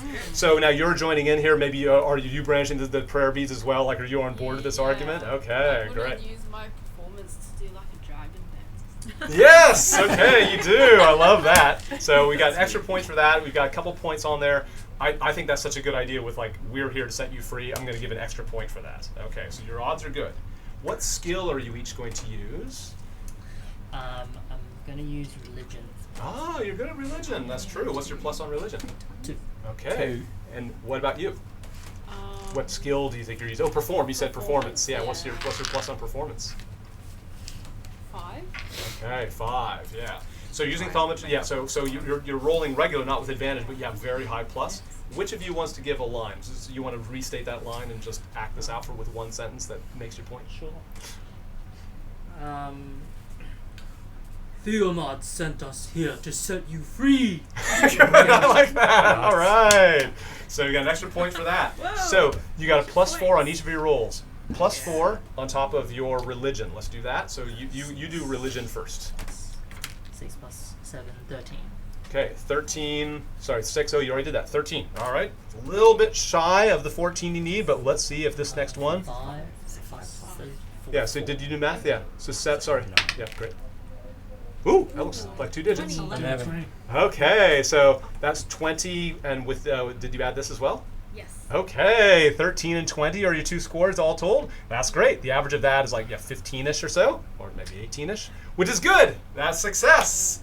Good job. You get another bead. And what you're basically doing is just you're kind of pumping. This is basically like a new point that you're making, like the set you free part gives you the extra points. So well done. So just as they're saying like, oh yeah, I think we should ally with them, but you sort of burst in and say, and moreover, we're here to set you free, because you can tell they're a little bit tepid. They're not excited enough. So you do the dragon dance with your performance. so you completely impress them there. You're making the speech as that dance is happening. The thaumaturgs, your glowing red eyes, the whole package works perfectly. Got a fire with the dance. That's right. So now you've doubled their points, and that means you go into high victory. Very good. Yes. So you are going to you're going to be able to trade, and as this happens, you each does anybody have raw chaos shards? I don't think any of you has chaos shards. You didn't know what the chaos shards were yet. Just got the red. You were all given something. What? Just got the red. The red. We have a red mirror fragment that I call. You all are given a little silver necklace with a bit of black metal at the end of it. It's like set in a socket, and this black metal is weird. It's like a blob of sort of like melted and hardened metal, but the metal is black but somehow reflective. And it's weird. It's like all kinds of different kind of colors at different angles. But your brain is very confused as you look at this. And as you touch it, especially those of you who have arcane power, it's like this has got chaos energy in this thing. It's solid, but it's like you can't tell how many sides it has. Like every time you turn it, like you're trying to count how many sides it has, and like the number keeps changing. Also, sometimes you think like it looks like it's as huge as a mountain, but really far away, or it's as tiny as a grain of sand and right up against your eye. Like you can't get a sense of its size even though you're holding on to it. It's a very strange feeling. So all of you write down chaos shard on necklace. Oh. I wrote down silver necklace with black bomb. That's what I wrote. Okay.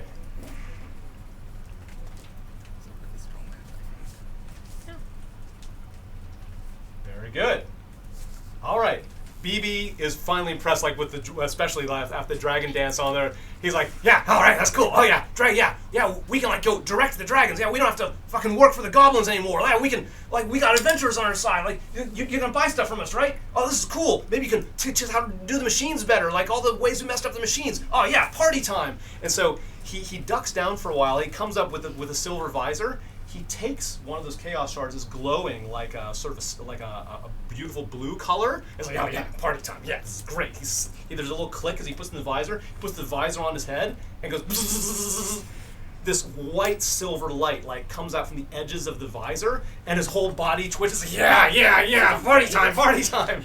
And smoke is sort of rising up from behind the visor, and you can smell like burning flesh. And they have an idea of why his eyes are burned, why his brain's a little bit off there. When that happens, so as he's doing this, you see this blob sort of appear over his head. It's sort of like this sort of hole in space starts to open. This weird sort of clattering sound happens, and you see this rush of kind of glowing red eyes, it's not your fault, but these glowing red eyes come out and start going into the machinery around him. These bronze conduits that he's sitting in the middle of. There's this weird sort of rainbow ripples, that same kind of chaos energy that you felt before, those weird colors that are on the chaos shard. They spread around to all the machines in the room, and the machines start moving on their own. And the kobold's like, oh shit, not again. And the kobolds are panicking. It seems like the machines are starting to come to life because BB has used this chaos shard and he's finally lost his mind and opened some sort of rift somewhere he shouldn't have done. The mech on the back of the room, she's been there chaos shards. As soon as you get those get handed out, it's like, get the shard. But she's still stuck to the wall. She's looking at each of you, get the shard. Those bolts, as the sort of demonic, chaotic energy comes down, all the cuffs come off of her hands and legs. Get the shard! And she starts running towards you. Combat is about to break out against the machines themselves. This mining mech, she's going to be after you, and the machines elsewhere in the machine shop are going to start firing up. They start glowing with different elemental powers, and they are going to be a threat. BB yells, "Oh shit! Demon possession! How'd that happen? Why does this happen to me? Oh no! I'm trying to shut down the power!" But he's just completely like stumbling and drooling all over the place. He's not able to do anything. "I can't do it!" There's this big bang, and he sort of drops out of sight. Something bad has happened up there. That is what's going to happen. So your job when we come back from the break is to fight against these machines. They're everywhere in there. You're going to use all of your weapon skills. The machines are distributed, they're up very high. So look at your ranged attacks. So one thing, what can you fire at range? Because climbing up the machine is going to be harder than shooting at things with anything that goes out of range on your character sheet. Also, you're going to worry about who's going to take on this big mech that's coming towards you. It's like one big machine that's able to deal some damage, and you don't want it to hit your squishiest places. 2 of you, 1, 2, or 3 of you, you get to pick, but I suggest 2, are going to be climbing up the machinery to try to get to that central nest. You think that the power that's streaming out and animating the machines, the center of it is there. If you know acrobatics or athletics, you'd be a good candidate for either climbing or swinging from chain to chain to get up there. So you won't be fighting at first. You're going to be spending a few turns just getting up there high above the factory floor. Does that relate to dexterity or no? Yeah, it'd be related to dexterity, so a good dexterity score would be helpful. Yeah. And if you have acrobatics, it would be even higher. But that's fine. Do what's fun, right? So, take a break. Take just 5 minutes, right? Come back here, get some drinks, use the loo, check your phone, whatever else, and I'll set up combat, and we'll pick up as soon as we can. Thanks, everybody. Let me do this properly. All right, so welcome back. We are in a set-piece combat. So this is a crunchy, by-the-book combat. This is where I'm trying to kill you. As a DM, I'm usually very friendly and nice, but in this particular case, I'm trying to use my best. I've given myself a strict number of points that represent the enemies. That matches the number of players here, and then I'm just going to go at you as hard as I can. And yeah, death is on the line, or at least big disadvantage is on the line. So we're going to play this. I'm going to play this as well as I can. All right. As you go, just keep. There's a few things that are that are on the map here, which I will demonstrate now. Okay. So here are all of you. The towers are 10 feet tall. You can climb up with an athletics check. It's a pretty easy athletics check. So strength and use athletics if you've got it, right? And that will get you on top of the tower, so you can actually maybe attack these machines with melee. Otherwise, you'll be shooting at these machines. If you're on the ground shooting up at a machine, they've got some cover, it's called. So their armor class is a little bit higher because there's a big sort of metal lip in the way. But if you're standing on top of the tower, for example, firing across, you would be okay. It's another reason to get on a tower. The nest in the middle is just. You're going to decide, it's got to be one of the pair of you is going to be trying to make progress. So one of you pairs is not going to be on the floor, but you're going to be actually climbing and doing athletics and acrobatics checks to try to get close to BB's nest. You think that's going to be essential because you think that that's powering all the machines. There's a lot of machines here. So one of you will decide that. So we discussed it during the break. So I'll just move with you.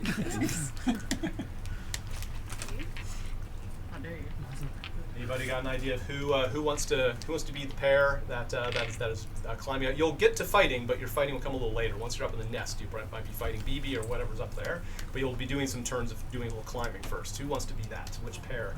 We will. You too? Well, can I that's a rogue and a cleric. Yes, that's Clerics what are good athletics. And Do we rogues. have to have 2, or can we needs have to be a single partner. fighter? It could be a single, it's just there's a single point of failure. Yeah, and it's somebody who thinks that's fun. Like what you're doing is more of a skill challenge. So if you're like, fighting's only just okay. I want to be like a hero swinging around and have my fighting at the end. That's a reason to do it for fun and for tactics. We got both. So Yeah, you got both. Good. Yeah. So yeah, you're good at athletics and you're good at acrobatics. Okay, cool. So we will take numbers 5 and 6. That's why I said it. And you're making progress over here. So I'll move you closer. I won't tell you where the end goal is, but imagine you're kind of moving. You're doing acrobatics. You're swinging from like chain to chain, flying through the air and grabbing another chain. Sometimes you have to like jump really far and do like a flip because there's like sort of machines and fan blades and stuff. You are just doing athletic straight ahead climbing, yeah? So you have strength. And so you're climbing up poles and going hand over hand on ladders and stuff. Eventually you'll get towards this middle of the nest where all the smoke and this light has been coming out of. You think there's something dangerous there that you're fighting will come there. So you'll have a turn like everybody else, but you'll be doing those checks. Everybody else is down here on the floor. Very good. There's a few things that this combat, they want to keep an eye on, right? Combat at range, like I said, you want to generally, it's going to be a little bit hard to always march up to these things with melee, so firing at range is something this is going to illustrate.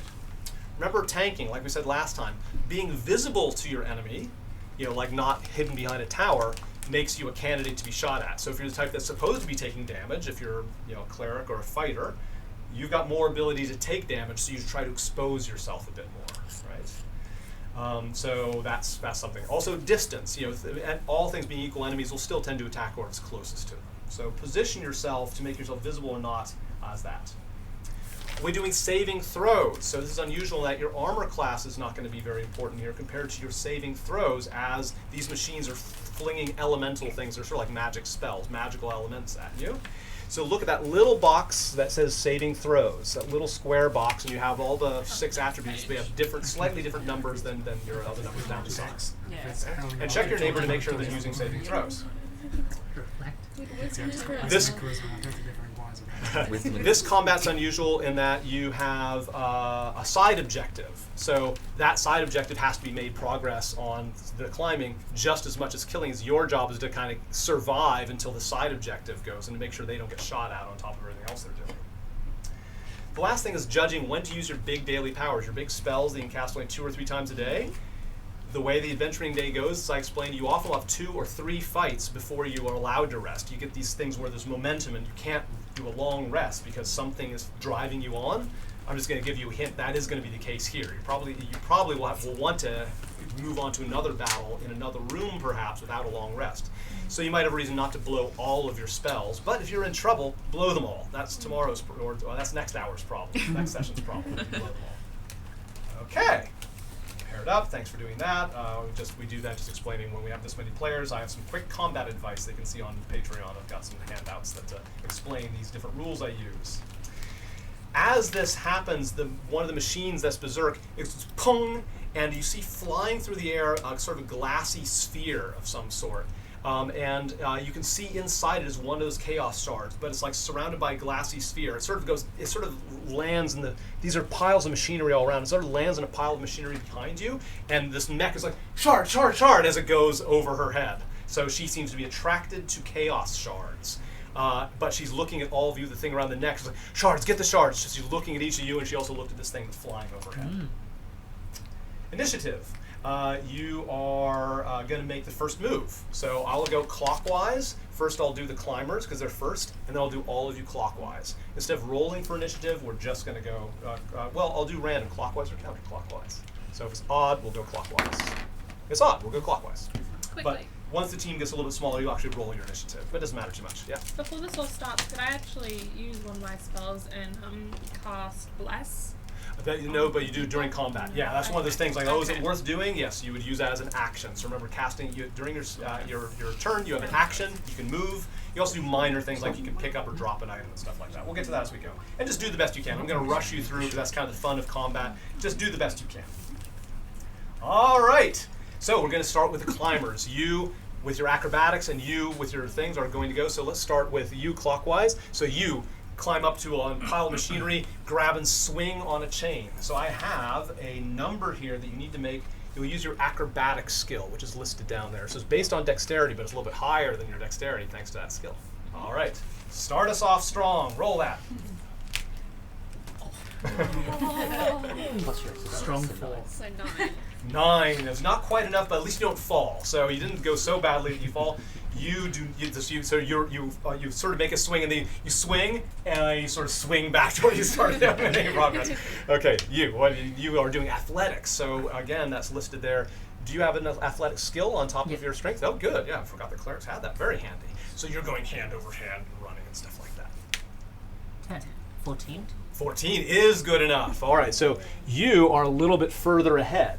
If you're ahead, you can, because you might want to stay close together and you might arrive at your destination at the same time. If you're ahead, instead of making your roll, you can give advantage to someone who's behind. So you might be able, so basically you're stopping to help them a little bit. So keep that in mind when it's your turn. Good, you've made some progress towards the end.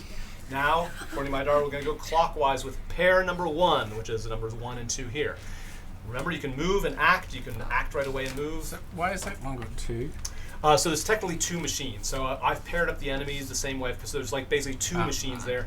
As a pair, you've got to sort of target the same. You've got to target the same pair of things. So you stick together as a pair, and you collectively decide on the same target. But it just makes it a little bit easier. Okay. All right. Yeah, so just pick one of these piles. Can I go jump on top of the pillar?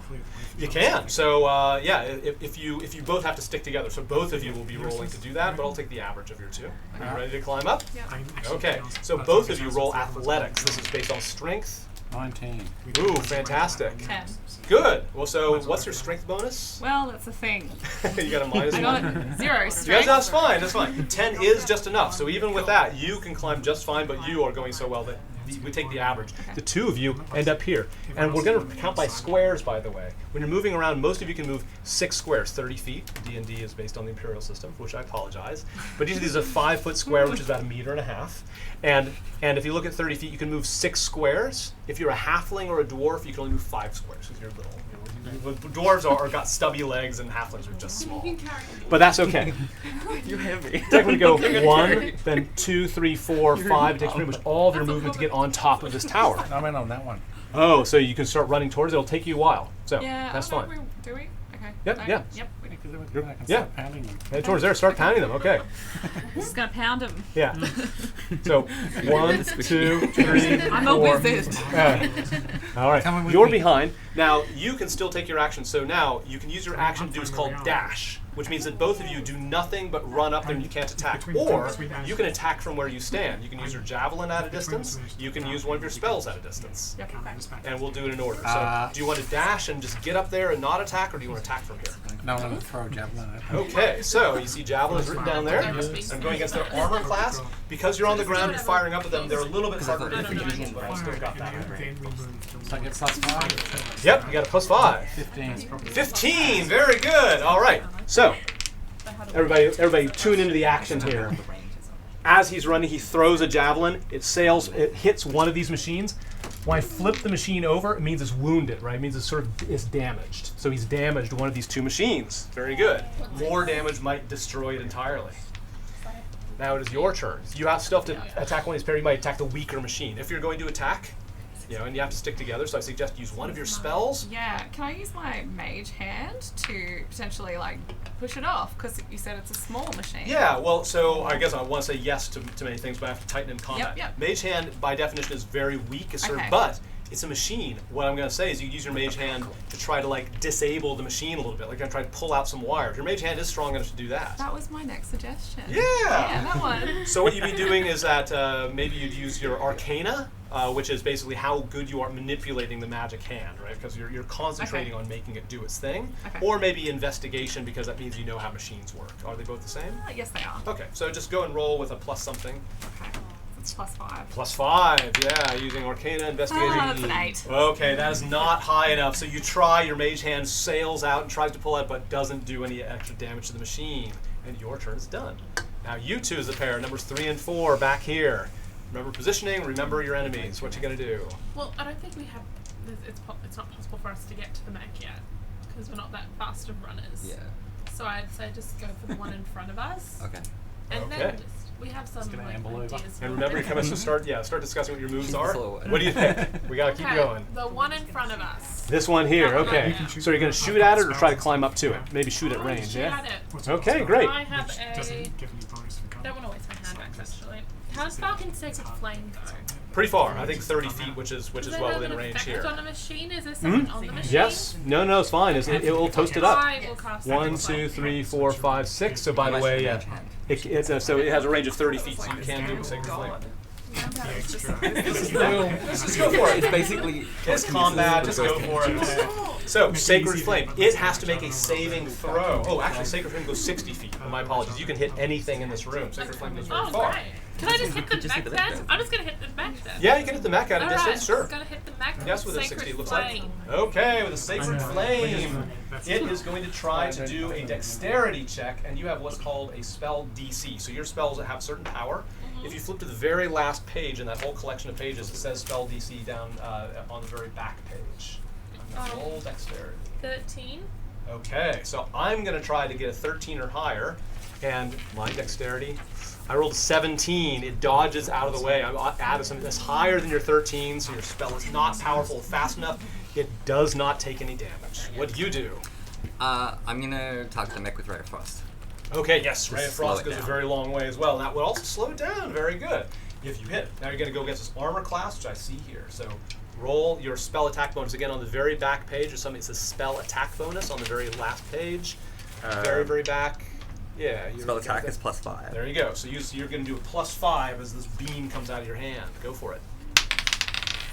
11. 11, and that's with all the math? No, 16 with 16, with the second. great. Yeah, it's fun to just, you can tell me what you roll if it helps you, but otherwise I just care about the total. Alright. 16 is the magic number. That is higher than its AC. You freeze one of the legs of the machine and you do your damage. Next to Ray of Frost, it says how much damage a Ray of Frost does. Can you look that up, and I'll apply it here. D8. Okay, so roll a D8. If you have one, yes you do. 7. Okay, it does 7 points of damage, and that's appreciable. It's taking all of that. It is susceptible to cold, and it is slowed down. Remember that. It moves 10 feet slower than it normally would, and that's going to help a lot. Good move. Okay, the two of you we've already done first, so we're going to move on to you as the solo, number 4. Would I be able Oh, sorry. You can move further. You can move around. So I'm not going to always remind you, but you can move a little bit before, do your action, move a little bit after, just like you moved. We're gonna stay here because Okay. Stay. Remember, whether you're visible or not to enemies is also part of it, but you have to stay close to each other. So is the mech, it's moving slower at the moment? It will be. It will move slow, but it's definitely planning on coming towards you when it becomes to its turn. When it comes to Would I me. be able to use my perception to try and find like a weak point in the Sure. mech? Yeah, so what you'd be doing is like basically using an action to try to sort of find a vulnerability to what the mech is. Yeah. So, and also part is like getting advantage. Yes. So you, do you have a skill that you I think is have particularly good at 3 finding? plus 3 perception. Okay, good. So roll perception, please. So 12. Okay, 12, and then do the math plus for that. 3, 15. That is good enough. You now, you call out a weak point. Whoever hits the mech next has advantage. They're able to roll 2 20s because you've spotted a weak point there. So that was your job. You can move a little bit further. Number 7, you can move anywhere you like. Can I like First move something. behind Center this? it. Is that like Yep, a... sure. Yes, definitely. Yeah, Yeah. just you can move 6 squares. Okay, Kind of yeah, so I'll yeah, just now you're out of sight, which is good because you're a little squishy. Oh, She's a fighter. Oh, you're a fighter. That's good. Yeah. Okay, This that's part good. of it is for You've made your choice, and we're going to move on. We're moving to the last pair, pair number 5. So I'm going to hit this guy with Hex, which doesn't require any check on his part. Right. Yeah. Now Hex is a bonus action. Yeah. Yeah. So bonus actions. Some character classes have a third thing they can do, which is certain things are a bonus action. Most of you don't have them. Your second wind fighters, that's a bonus action. It means you can do it and still attack or and still dash. So you cast a Hex. What does it look like when a wicked sorcerer, warlock or sorcerer? Yeah, warlock. But Warlock it's Hex. celestial warlock. Oh, celestial. No, it's not the wicked looking. It's kind of so it kind of glows with the same Okay. kind of radiant That's this golden one here? energy Yeah. of the pendant that I'm wearing. Very good. So you imagine like, do you read The Finger by Roald Dahl, or the Magic Finger, like the girl that just points at people and like they're somehow cursed? It's like that. I picture it now. Yeah. Good. It's But anyway, gleaming. And then so that's my bonus, and I can give it a disadvantage on a chosen ability check, and I'm going to make it dexterity. Okay, good. So it's very good at dexterity, but not bad, not good at dexterity. Got it. So that's my bonus, and then as an action, I'm going to hit it with Eldritch Blast. Okay, so the stream of energy comes out of your hand and goes towards it. Come on, don't let me down. Hey, firing 19. Yeah. Ah, very nice. Yes. Roll your damage from Eldritch Blast, and So I it's think a you add more because it's D10. hexed. It takes Yep. extra damage. That So it's gleam makes it D10 more and a vulnerable. D6. Ooh, D6 is a big bonus for a hex. 6 and 6, 12.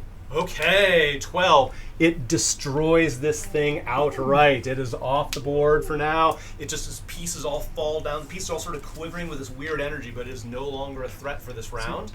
You normally have to pick something in the same pair, but now you can pick any target you like. Yeah. I know. And Alright. can I move at the end of that? You have to move as a pair, Okay. so if you agree, Okay. you can move now or move after this. What do you want to do?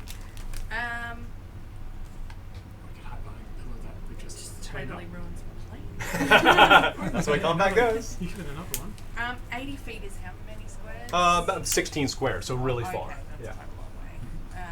Can I try and shoot it? Yeah. No, there's too much in the way. Well, no, it's fine. You got a nice diagonal. Yeah, I'd go for I that think one. he's my only real option. 25. Right? Sure. now. Yep. Yeah, you can thread between those so- towers, and it's got a little, We're in because you're firing up the thing on the platform, Yeah. it's got a slight bonus to his AC, but don't worry about it. Alright, we'll do that. We'll shoot an arrow at the guy in the middle. All right, so you got a D20. You're going to add your bow attack on And that do guy they in the get a middle. bonus from you You're as trouble. well? Ah, it's to the mech that you found. Yeah. So they're actually firing at this thing. Are you firing at Oh. the mech or this thing here? I don't think I can get them in. Yeah, Oh, the mech's a okay. little far. Yeah. Yeah. So keep that in mind, but do remind them. It's very good to do. We could move to get in range of Not the that we're mech. doing Yep. Can we move We that? could Yep, move up okay, to sure. here and They can move here. Yep. So we move like 1, 2, 3, 4, 5. You can get close enough like to here, and you have the you're getting closer. I feel like I'm way too close to the squishy. Yeah, you're both a I'll little just squishy. go the guy in the middle. Okay. Maybe like hide That's behind your it choice. within You're range getting from no, there. you're getting the guy in the middle. All right, Matt, we'll move out. would you be in range from like there, maybe, or is that too Let's far? stick with momentum. You're getting the guy in the middle. Go for Yeah, it. we'll Go, go in the roll middle. roll your bow, and then we'll figure out where we can move in the process. Woo! Whoa! Natural 20! Natural 20! So all the dice you roll twice, right? So instead of just doing your d6, roll 2 d6s. Add them up. 1 plus 6. Alright, 7 plus, seven then plus plus that 3. 10 points of damage is enough to destroy one of these things outright. It's off as well. Good job. All right, again, pieces fly, but there's 2 machines up there, so you see a machine left behind. Very good. So did we want to then run to the... Yeah, Yep. yeah. So you can go and Maybe decide it's that this as I one? start You're- deciding what to do myself. Actually, So as long as I behind move that. 6 squares, I will then decide what I do in my turn. Well, the mining mech is the fastest out of them, I believe. You can all talk amongst yourselves, talk about what you're going to do next round, because you know that they're all going to make a move, so start strategizing. Yeah. So on the next round, Yeah. I can shift my hands onto another one because the thing dies. Hey. I can just, without Stand there casting, crying. that's the point I cast a spell slot. So, My only what spell are my slot. spell slots? That, because, yeah. So it's Well, no, it's- All right. it's depending on I put that to remind him that he's Thank It's you. basically the rule is So she if screams, the you know, text shards, thing- shards, get the shards. But instead of moving 60 feet, she can only move, 40 feet because she's doing a dash. And so her base skill, her base speed instead of 30 is 20. When she dashes, she's going to do nothing but try to get close to you because she can't reach any of you. But yeah, thanks to you, she gets slowed down quite a bit. So she's being 40 is 8 squares. 1, 2, 3. Oh, where's she going to go? She saw you, but you're really not in sight. 4, 5, 6, 7, 8. Sort of moves in your way. Up against you. But it doesn't get to attack. It spent its action to dash, increasing it. Yeah. Yeah, You too, it's yeah. right up Yeah. in your Gonna face. aim So it instead of back. being So there, it's it's not gone gonna up Because we to slowed it, it can't you. actually attack you. Okay. You were the ones But who it does did not it. attack. This one, and then we're gonna try and kill her again. All right. Going Worst to case attack scenario, her, I so can she just kill made the you job right easier for you, didn't after. she? I Uh-huh. was just over here stroking my silk scarf again. I was wondering where you were Get going with her, that. I can hear you straight after if you get her. Okay. The machines, it turns out they this weird energy, they slowly start to self-reassemble. The ones you destroyed do not attack, but they're starting to come together. The bead means that they're starting to reassemble up there. Now you realize that shutting off the We power have to is going to be destroy very important. Is So it power this thing? yeah, so those two are working their way up to get on top of things, and when they do, they'll shut down the power. But of course, you've got to survive. So killing these things, as you can see, is taking them off. They can't attack you. Anything with a bead on cannot attack you. Okay, so 2 got destroyed. Yeah, we have 2, 2, 2, 1. Yep, that number's right. Okay. However, the ones that are looking at you are going to still try to fire at you. And this time, just this first round, they're a bit disorganized. So I'm going to pick the things kind of randomly, but you know, in the future we might have some more problems with where you are. So let me go from left to right. These are going to go after you over here. So I thought 5. Oh, so 5 and 6 are up here. No. So this one here, even though you're not very high off the ground, is going to try to take a shot at you. So these two, you each get lashed out as you're climbing, because your compatriots haven't quite attracted the attention of them. So they might get a free shot at you. So here we go. You are going to have, as these machines, they squirt out from their nozzles these little black rocks, like this weird pebbles, come sort of pop, pop, pop, pop, pop, sort of like a machine gun out of them. And as the pebbles come close to you, you can sort of see like the chaos energy is flowing out from this nest. It sort of lights them up, and they turn into different elements. In this case, they're going to turn into poison. So first, you get a face full of poison. That's where saving throws come in. All of you will be doing this. So look at your little box. Your little box for saving throw is Constitution, is the one that you're going to be using. What's your bonus for Constitution? +1. +1. So roll a d20 and get a +1. And I have a number you have to get high enough to. 4. 4 is not high enough. I won't tell you exactly what it is. So you're going to take some damage. I'm going to roll the damage. Wow! What a terrible start. You take 7 points of damage. So this is why everybody has to distract them, because they can't fight back. They're just trying to survive the way up. And this is where clerics can help and all that other stuff and all that. And you've got a cleric nearby. I'm not close to her. I have to. You are going to have something come after you. Can you use my nature? And you're going to get a burst of flame. So these little black rocks turn to flame at your feet. So you have to do a dexterity check, which I know is not your best. So look at your saving throw. Look at dexterity. Roll that. Okay. My number is 11. 11 is total. You've added it up. Not good enough. You are not fast enough. You take some damage as well, Climber. Oh, you take only 1 point of damage. Oh, the dice are nicer to you. Clarence ran before you. It's fine. So go and subtract 1 hit point. All right, that was this. These over here are going to go after, I think, you two, which have got a nice sort of line of fire. Okay, so each of you are going to take a little hit. Number 3 over there.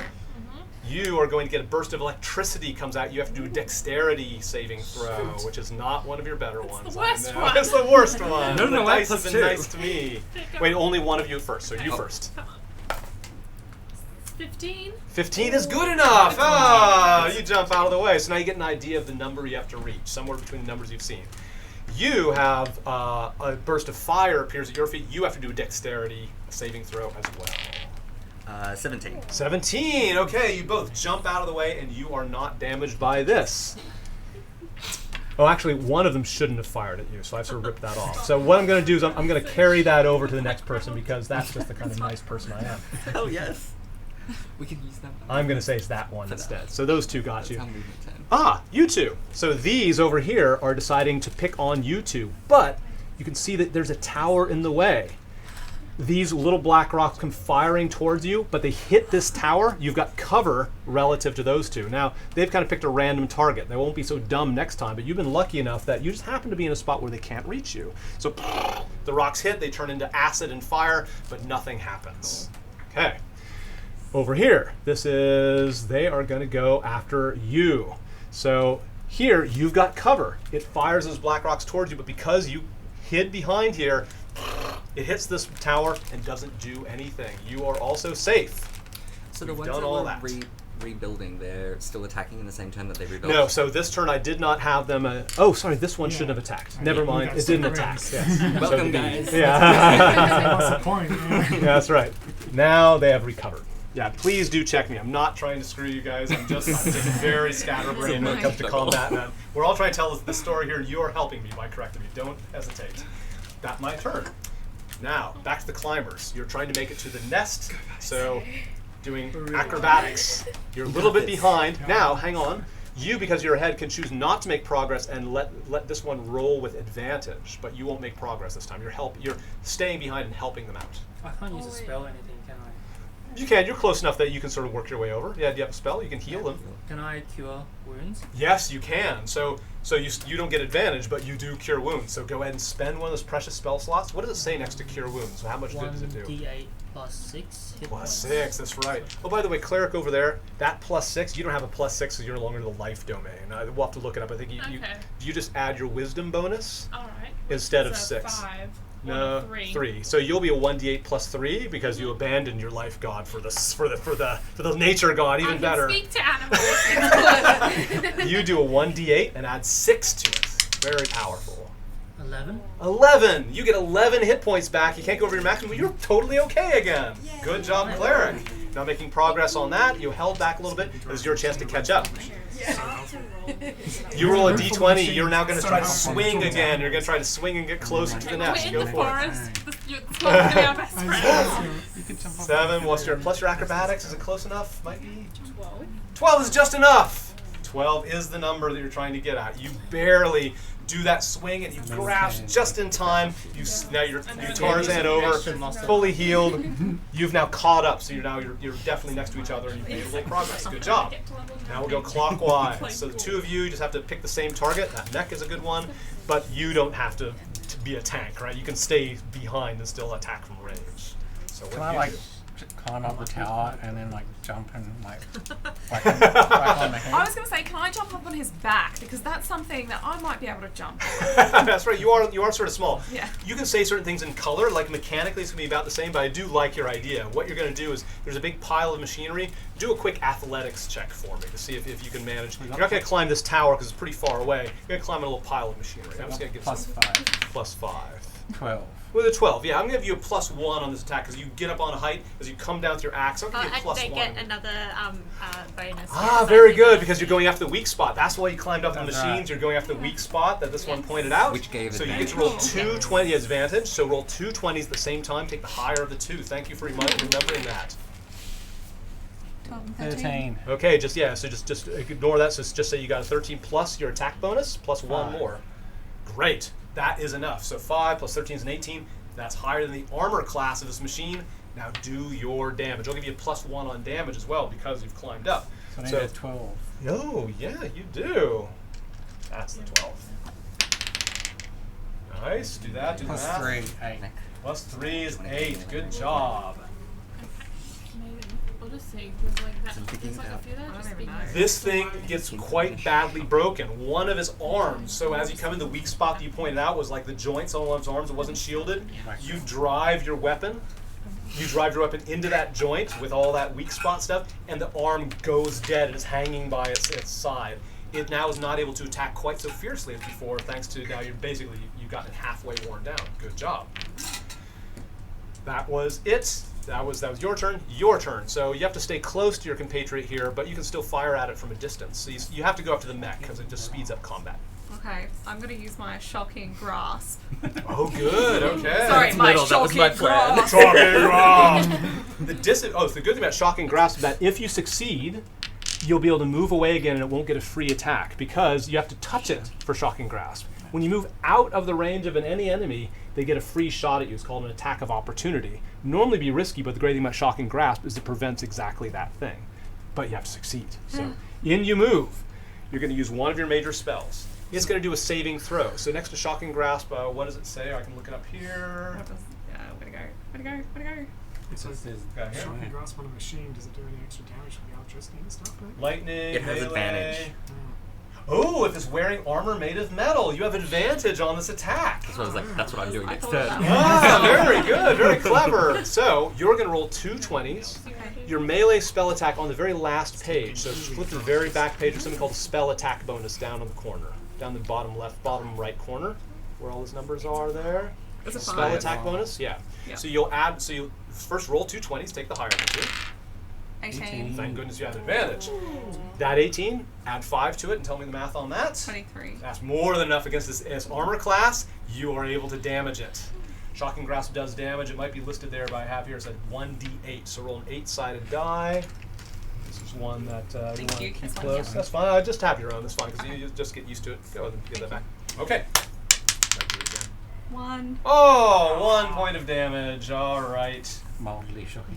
Yeah, mild. So you zap it. Oh, hey, First. 1 point of damage is I was still like, yes, 1 point of no. damage. Yes, You know. But hey, Static it still electricity. helps. Just stack out just off like a Van de Graaff generator. All right, now you've moved a little bit. You can continue your move again by moving away because it's stunned. It won't take a free swing at you. It can't take reactions at all. It can't take a swing at you even if you moved away. You can choose to move away from it if you want to. You can say, screw this. This mech is somebody else's problem. You can go to your original destination. You're fine. You can keep on running Oh, we're if you still like. up to move, aren't we? Yeah, you can move as part of it. You don't have to. You are up against the mech, which is pretty good. But yeah, you can change targets if you like. Why don't we go hide behind the pillar? Well, you're strong. I'm hiding behind you. Let's go like that. If that's what you want to do. Yeah. Okay. Maybe long as I'm behind maybe you. you'll lure it towards you. Okay, that makes sense. Can it fit through there? Very good question. Okay, you Looks do a a bit little bit of fast. tactical Yeah. retreat. Thanks. This is why shocking grasp is useful. Even though it did 1 point damage, it allowed this move to happen. That's right. Exactly. That was Me the and my plan all shocking along. grasp. Yeah, thinking. So you move back, trying to lure it towards you, and it is sighting you. It's looking at the chaos shards around your neck, and you've aggravated it. Good job. Shoot it from Okay. behind the pillar. Your turn, pair number 2. So can you like What are you gonna do? I can Ray of Frost it again. Or we can go closer. You gotta decide when I come to you. 20 feet from it at this moment. Well, I had a plan, but then their movement changed that. Okay. How far away are we from the mech at this point? It's about within 30 feet, for example. Can we move 10 feet closer to it? Because then Yep. I won't have a disadvantage on my hand axe. Yeah, sure. Okay. Cool. Yep. I'm Yeah. gonna throw my hand axe. Good. Yeah, So ranged I'm attack, gonna hand roll axe. a d20 to see if it works. It doesn't That's right. work. Yep. You roll a d20. This is to hit, and you're gonna add something that's next to your hand axe. 14. Good. I don't think I Add have- whatever your hand axe thing is. Attack bonus is that Yep, what it is? your attack okay, bonus. So it's an 18 total. Good. So 18 total. Again, higher than this AC. Good job. Roll your damage, and this thing is getting damage as a result. Plus 2 slashing, 5. 5. Okay, great. Yeah, your hand axe chunks into it, and hydraulic fluid starts spilling out of it. You are really wearing this down. You've done a few good hits every little bit, and is still ready to attack, still screaming about the shards, but you are getting close. One thing I'll start to mention, when you put something down, like she inside this mech, you know, if you fire a missile or use a spell, you have no choice but to kill her. Like, she'll die along with the mech collapsing. If you do a melee attack, once it gets down to 0, you can choose to knock her out instead of kill her, but it can only happen on a melee attack. Even Shocking Grasp is technically a melee attack, by the way. So start thinking about that. Machines you don't have to worry about, but this, do you care about this person in the mech? This is another sort of choice. It'll be riskier because it's less effective to limit yourself to melee attacks, but you might have somebody you can talk to, manipulate, play with, whatever, you know, whatever you think that whatever information that she has, you have. Okay. Good job. Your turn. I'm gonna Ray of Frost again. Okay, good. Slowing down the mech with a Ray of Frost. 5, that's 19. Very good. Definitely higher as AC. Do your damage and it'll get slowed down again. 8. 8 damage? Whoa, that's a high roll. This is making up for my crap rolls last one. You're doing great. You know what I was just saying about ranged attacks? So, like, you hit with this bolt, and like ice starts to crawl over it, and maybe just like bloodlust. He's like, yeah! He's like painting the whole thing, but actually crosses over, it hits her like in the head, and she's frozen in place. She is apparently dead. Well, she might be dying. If you go up and maybe, if you do, you might have one move to do a medicine check to try to bring her back. But she is rapidly dying. But the mech is no longer a threat, so that is gone. I can heal from range if we're on board saving her. Just to let you know. You don't have to run up and touch her. And Yeah, risk it. but if you heal her, maybe she'll start attacking again. We That's destroyed the the mech, though, right? If she comes back, she can't use the mech. Just a Ah, dragon good born. point. No, I would say with this, how should I rule on that? That's a good point. Yeah. No, I'd say you only got one round. She's going to die on her own, but the mech is ruined enough that you're quite I just don't want you to confident. res her and then she has that mech again. Yeah, that's right. You're quite confident. I'm just thinking Yeah, if you're I can quite hit from range, you confident won't get out of that the range mech for is her, I ruined. can heal her. I've done a secret roll, which, you know, maybe you're wrong. But you're probably right. Okay, that was your turn. Good job. We've already done you because you're So, climbing, yeah. and you're the ones who are going to shut down the final fight. So I'll just Oh, shoot yeah. the Because we tower. can use all of them. Oh, Yeah, okay, I'll just so- like poke myself out. Yeah, and, pick like, any target. Can I Yeah, like you go there and like go shoot that one? Yes, that's great. Yeah. Yeah, so you'll shoot one So- pair, but you always pick this one Oh because yeah, the yellow one. That's yeah. fine. So I roll. Yep, so you roll with your bow. You're very good with the bow. 6. 6, do the plus math on 7 that. is 13. 13. Oh, yes. Yes. Oh, sorry. Yeah, 13. Okay. Now, it's got a slightly higher AC because of that tower, but you still manage to just skim the top of the tower. It like hits just the feathers on your arrow, and it hits it anyway. But that was a very close call. And so. Roll your damage on this Okay, one. so I roll. So it's a D8. So I roll a D8. Yep. Yeah, I can take a look at your neighbors. Is that it right? looks like so that's I right. roll a D8. Yeah, that's it. Right And- on. Okay. And Yep, then add D8 3 plus to the something. And then add 3 to it. So 6 plus 9. 9. Damn. 9 is enough to take it out. It gets taken out with one shot. Again, now you can tell moving to the side because it'll reconstruct itself eventually, but you have one less enemy going on. Good job. Can I move or anything? I've already moved. Because it helps me remember where things are. I mean, you could move. Yeah, you can move further, more. sure. Oh, can I move again? Well, I'll just Yeah, like. you can move a little as long as it's 6 squares total. I'll just like go here. Yeah. Sure. I'll Yeah, go. yeah. Dodging in. I mean, why not get cover? Yeah, join in. Fit on in. Okay, that was you. Good job. So, The two of you pick your pair of targets. I'm just wondering about, you Or said target. the power source there. Yes. How if we shoot it, does it take it out, or do we have? It seems really well armored. Yeah, it seems to be built to be protected. This is a big metal nest. They're getting up high by swinging and climbing, and they'll be able to drop down into it. From down below, it looks very well armored. Right. Okay. That's it.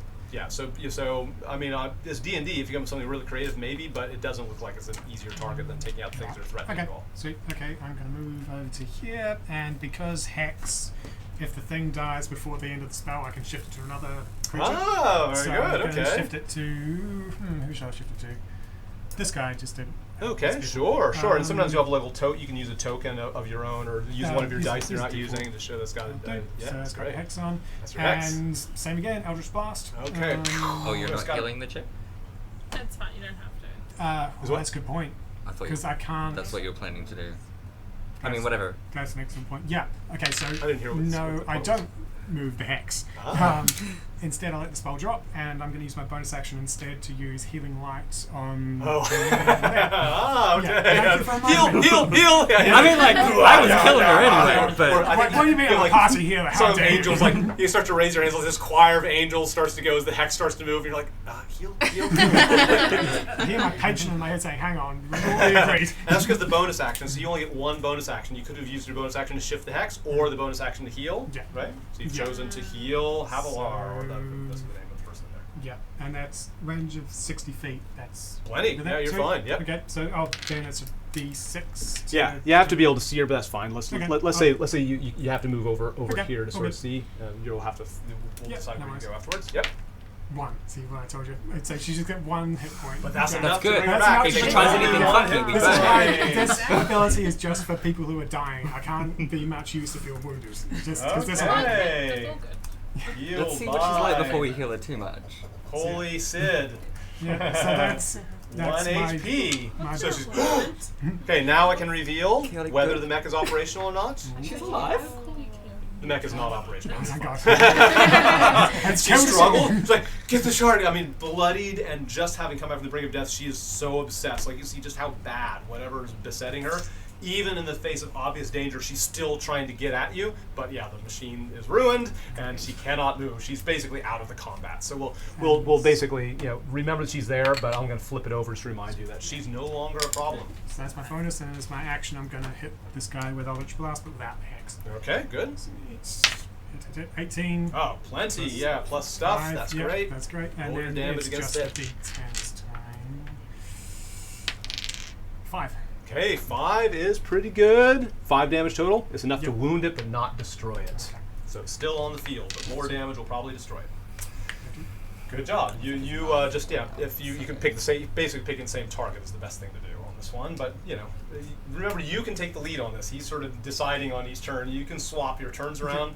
So, but we want to keep you for speed on the same pair of targets. Yep. So, how do you get that one? So I guess I'll move a little Yeah. bit so I can see it. Yeah, sure. So I don't shoot. Yeah, what are you gonna hit it with? We'll line Yeah. up behind the fighter, that's what we'll do. Mm-hmm. Yeah, that's right. Yeah, you can shoot and then move out of the way. Yeah, that's I'll pretty much do that. Awesome. Okay, so with your short bow, Yep. gonna try to hit it. Yep. Again, it's got slightly improved armor class, but you're a good shot. Go for it. Yep. 19. 19 is plenty. Yeah. Roll your damage. Wow. Right. Don't jinx me. 1 then. But 1 plus So something. You're very 1 dexterous. plus 3. 4 is enough to take it out. Good job. So we know we've got to change our D6s out. For the Cursed dice. I see. Oh, Very good. Okay, my turn. The mech, as I said, is disabled, so I can't do anything there. Do you want to move out into cover or something? oh yeah, can I just jump back where I was? Oh yeah, that's fine. I'll do the same as Just well. back the other side. Yep, that's fine. Where are So you? we 7 and went 8? there Yeah, and you're there and there. Sure. Yeah. That's me. That's Sorry. That's it.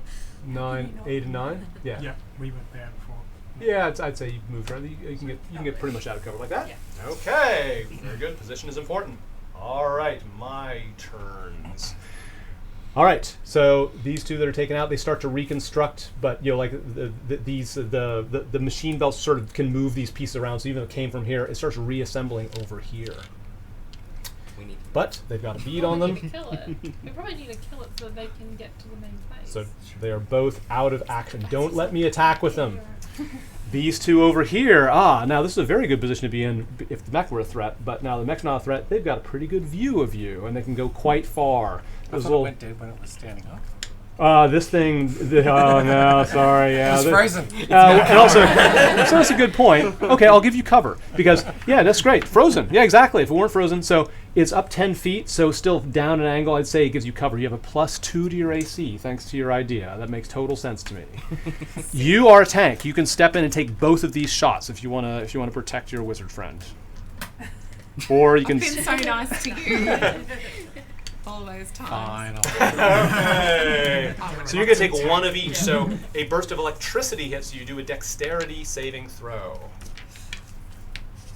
Burst of electricity So from those -1 for machines. dexterity. Yeah.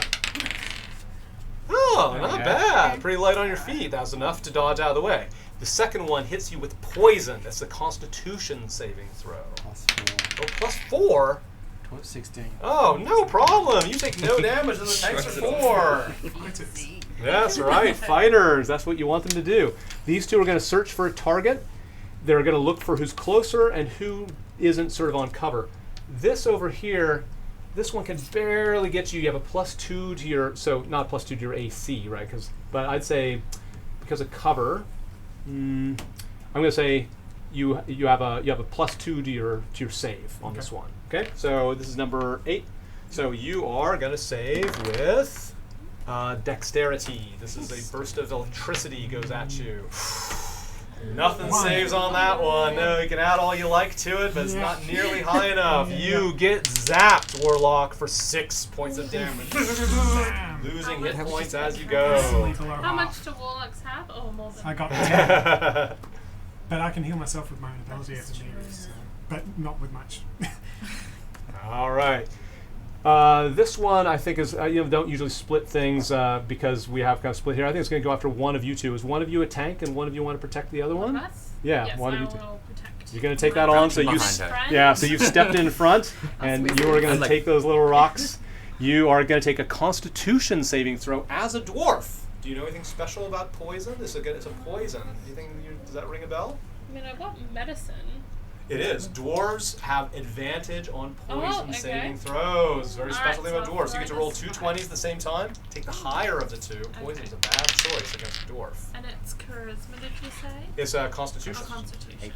Yeah, it's your overall health plus and all that. 20. 20, dirty not 20. a problem. Yeah, so you take no damage from a dwarf. I You just- drink poison for breakfast. I It's love how not they a have you problem. like aiming really down, That's considering right. I'm half this height. That's right. Use all my movement. I'm just going to crouch behind you. Okay. This one over here, it really can't really hit any of you. I'd say with this angle, I don't think that's very well. You're stepped a little bit away. I'm just going to do, if it's odd, it's going to go after you again. Even, it's going to go after you. Even, it'll go after you. So it shoots you.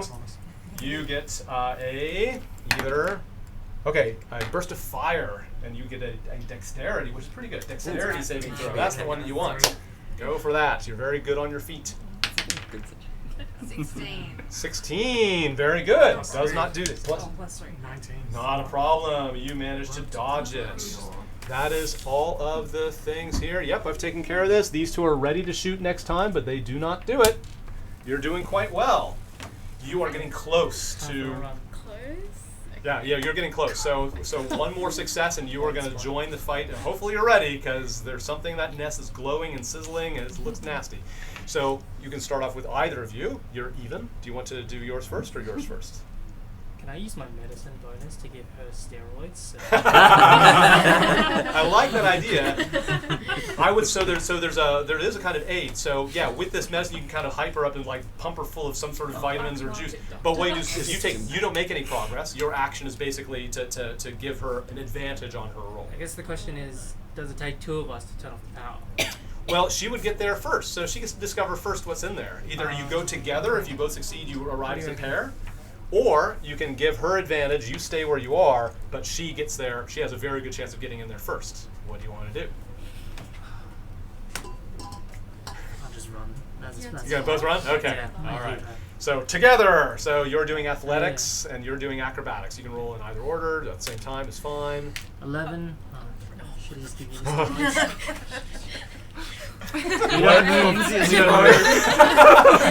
What are your totals? What was your total? 8. Nope. 11. Not quite enough. You're going like this. The pole's kind of slippery. It doesn't quite make it. No, we're gonna have to do one more round before these. You got relief on these two. What are you gonna do? Try to take out some enemies. Go for it. Your turn. I'm gonna jump up onto here. Yeah, you get to climb up there. Yep, these machines are now, you're toe to toe with these machines. You'll have to follow eventually. And my good friend here will know. That's right.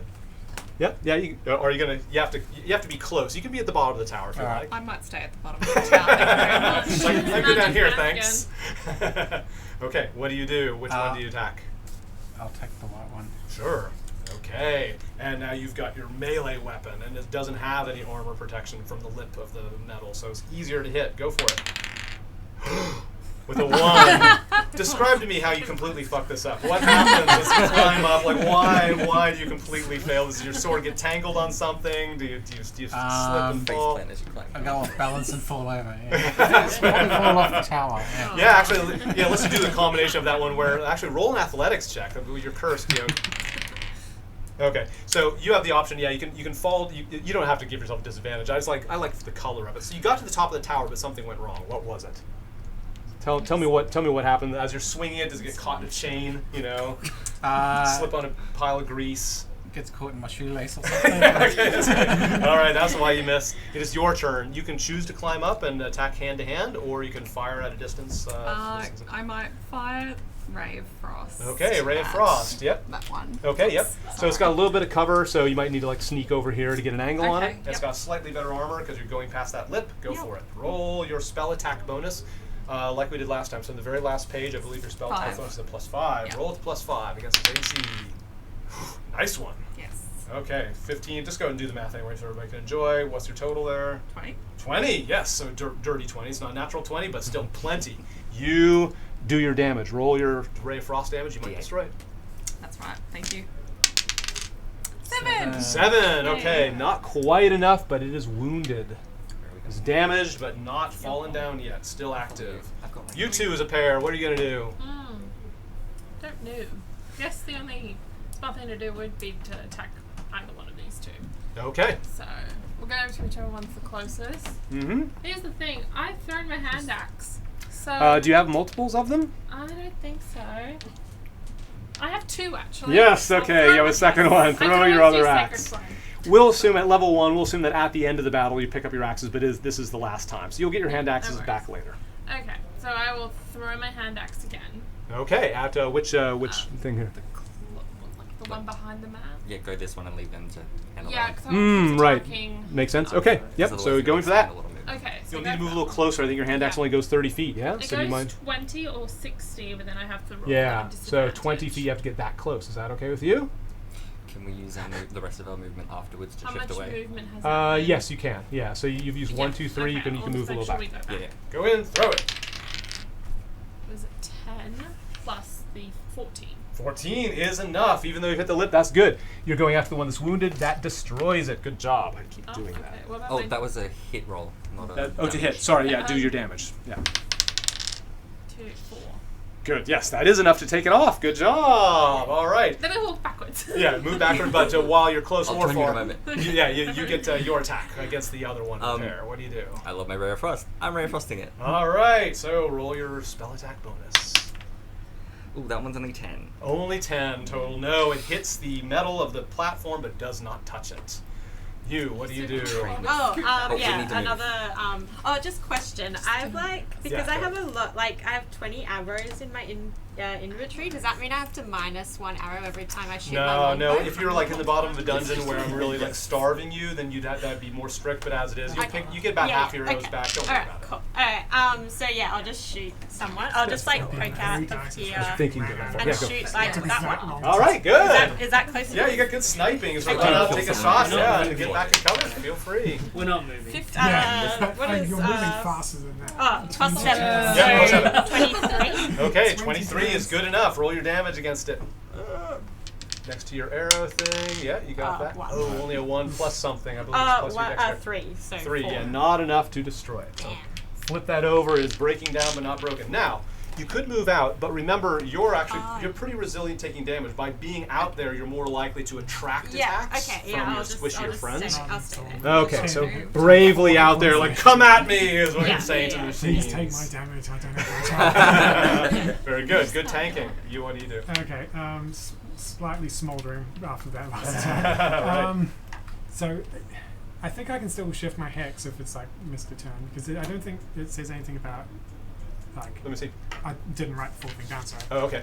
But it'll be... Yeah, let's say for now, we'll check later, but Yeah. for now, let's say you have to use your bonus action to shift your hex. Yeah, okay, so shift my hex to... Yeah, what the hell, that one, the one that's slightly damaged. Okay, you can move your little token, Yep. your die on top of it. Yeah. Okay. Okay, and then move up there slightly. Yeah. Some range, and then... What does your Eldritch Blast look like? So basically I kind of clasp my crystal pendant and reach out with my other hand, and then just... This kind of energy rolls down my arm over my chest. Nice. All right, there we go. Go for that. Yeah. Roll that d20 to see if you hit it against his armor class. 11 plus 5, I think it is. That's good. 16 is plenty to hit it. Roll your damage. D6 for thing and D10 for... That's already broken down a little bit. Oof. Good. Oh, 7 plus 8, 10. it flies into a million pieces. You completely overkilled it. Your hex goes back, and it goes off. Good job. One less enemy. Oh, move back. That's very good. So what do you do? So I'll probably move up to pretty much where you were, and try and get the other guy on the... Okay, yeah, you're the sniping pair. Yeah, exactly. All right, go for it. Yeah, trading off, using cover well. DPS in action. Yeah. An 11 is not quite enough. It's got that, again, that distance on the floor. That's just enough to miss. It hits the metal instead. I'm afraid so. Yeah, yeah, thank you.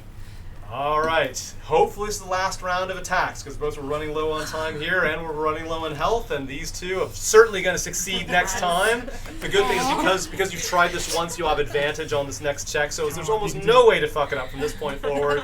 But meanwhile, everything's going to attack. So these come on with beads on them. When you roll. These start reassembling, so that's something to worry about. Great, that's good. All right, we'll go across. These two, well, of course they want to go after you. So they're going to try, they splat you with a spray of acid. So twice you're going to do this, but the first time you are going to roll a dexterity saving throw to try to dodge the acid. -1. 4. 4 is not enough. You are sizzled for 4 points of damage. Oh, that's the first damage you've taken. Good tank. Again, you're going to, so another one sprays you with acid. Do another dexterity saving throw. 10. 10, no. You are completely drenched with another 6 points down. You've gone from full down to 2 hit points. Remember, on your turn, you'll be able to use a bonus action to give yourself hit points. That's something that tanks can do. Hopefully nothing else decides to attack you, but lo. Oh, these two over here? Okay, you're up there. I'd say these are oriented towards you two. Good, you've made yourselves available. Thank you for your service. You can go ahead and try to take the attack or let it split between the two of you. Gonna take the attack? Okay. So it can be one of each. So one is going to be a burst of fire. So do dexterity saving throw for the first thing. Well, only one's attacking. Yeah, there's only Only one's attacking. Okay, very good. Yeah, 5. No, hits ya. You get burned for 2 points of damage. Oh, that's okay. Not too bad. Not too bad. Thank you for reminding me. I keep screwing I'm this up. like free to be hit by Good, because that's what this one's going to do. Yeah, this one is going to try to hit you, but with what? It's going to get you with poison. So you're going to do a Constitution saving throw. How many 19. 19, not a problem. You do not take damage. That poison hits you, I but can, you are. I can get hit by the other one as well. Oh, good. Yeah, so you start I'm waiting, just like it starts orienting towards you. Yeah, good job. So I'll see what it does to you. No more poison for you. Another Constitution saving throw. 13. Oh, is that good enough? That's very close. 13. No, that is good enough. No damage. You've had a lot of poison, but you're still handling it. That is great. That is great. That is great. And that one, thank you for walking me through it. And that is it. Okay. you each have advantage on your rolls. Because you've done this before. We believe in you. I feel like, can I loan you this one? You got it. Hold that plan. You can't do a drum roll. You That's got right. advantage to get 2 rolls anyway. 13. Okay, 13 is good enough.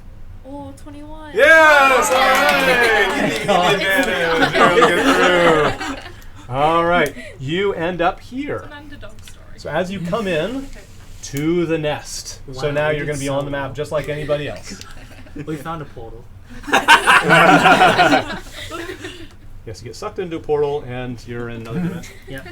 All right, let me look this up because we're right near the pointy end of it. We be screwed then, because these things have regenerated. Okay. Climbing up there.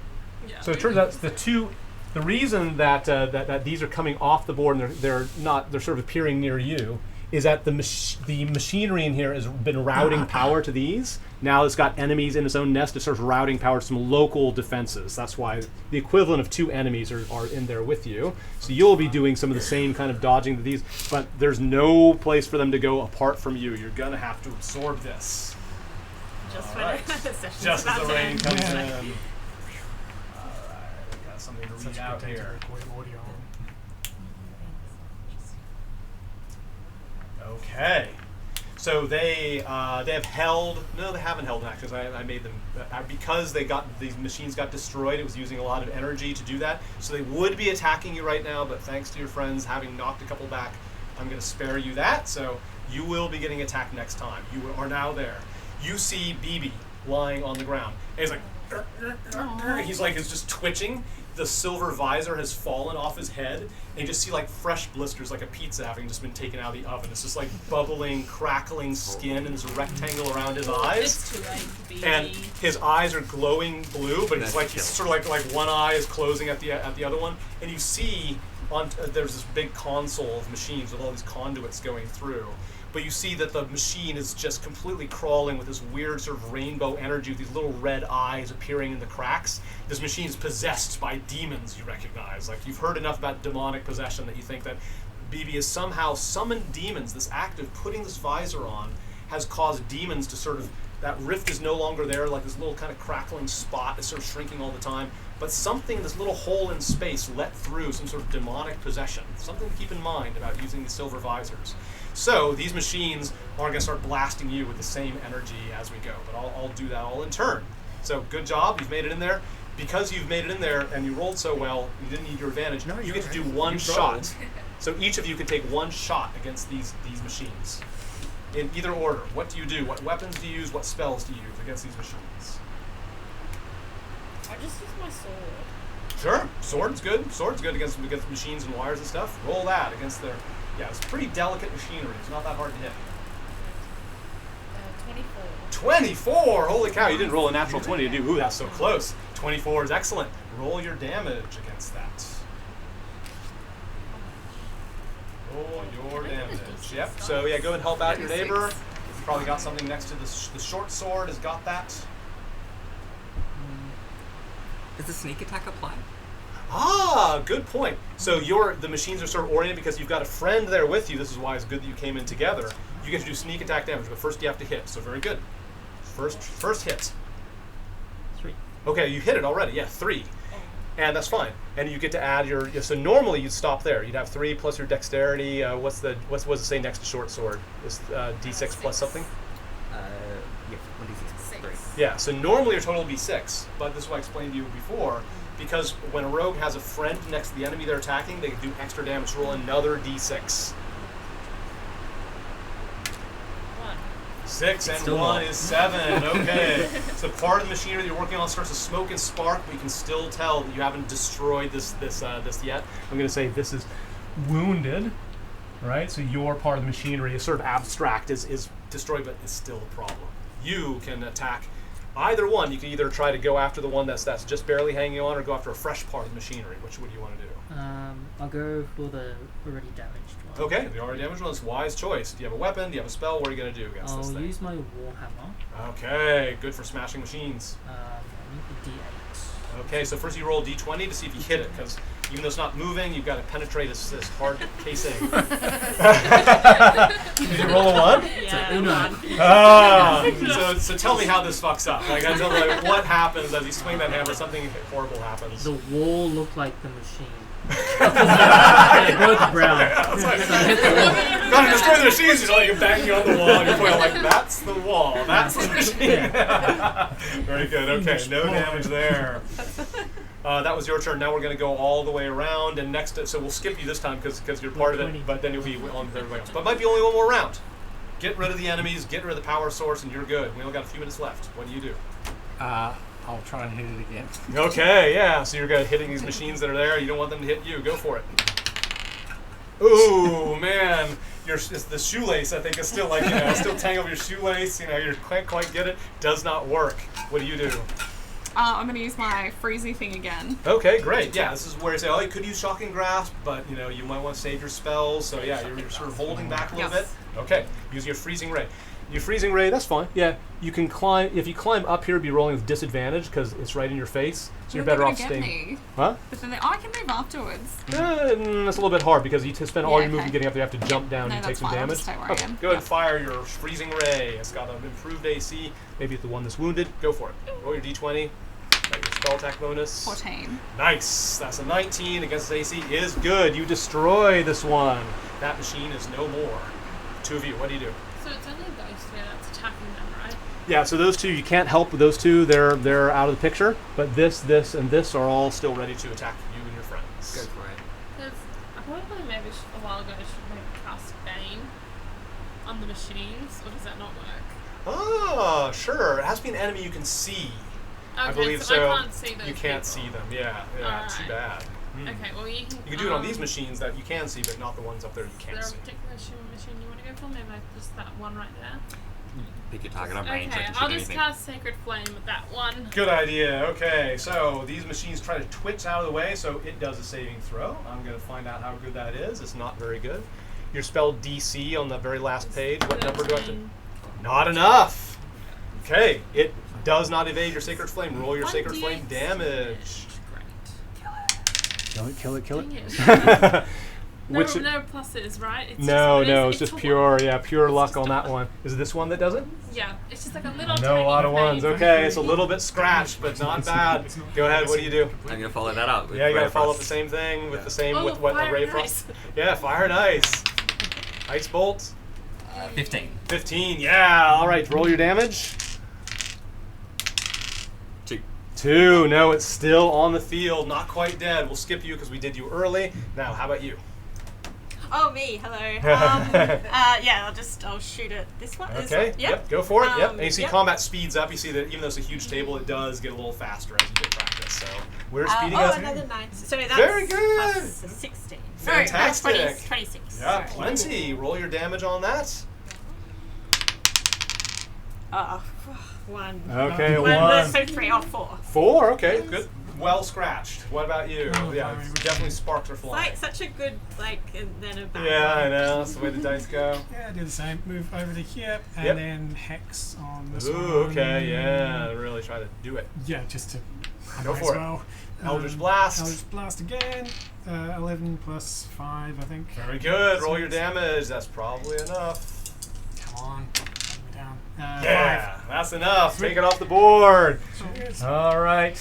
And you, what do you do?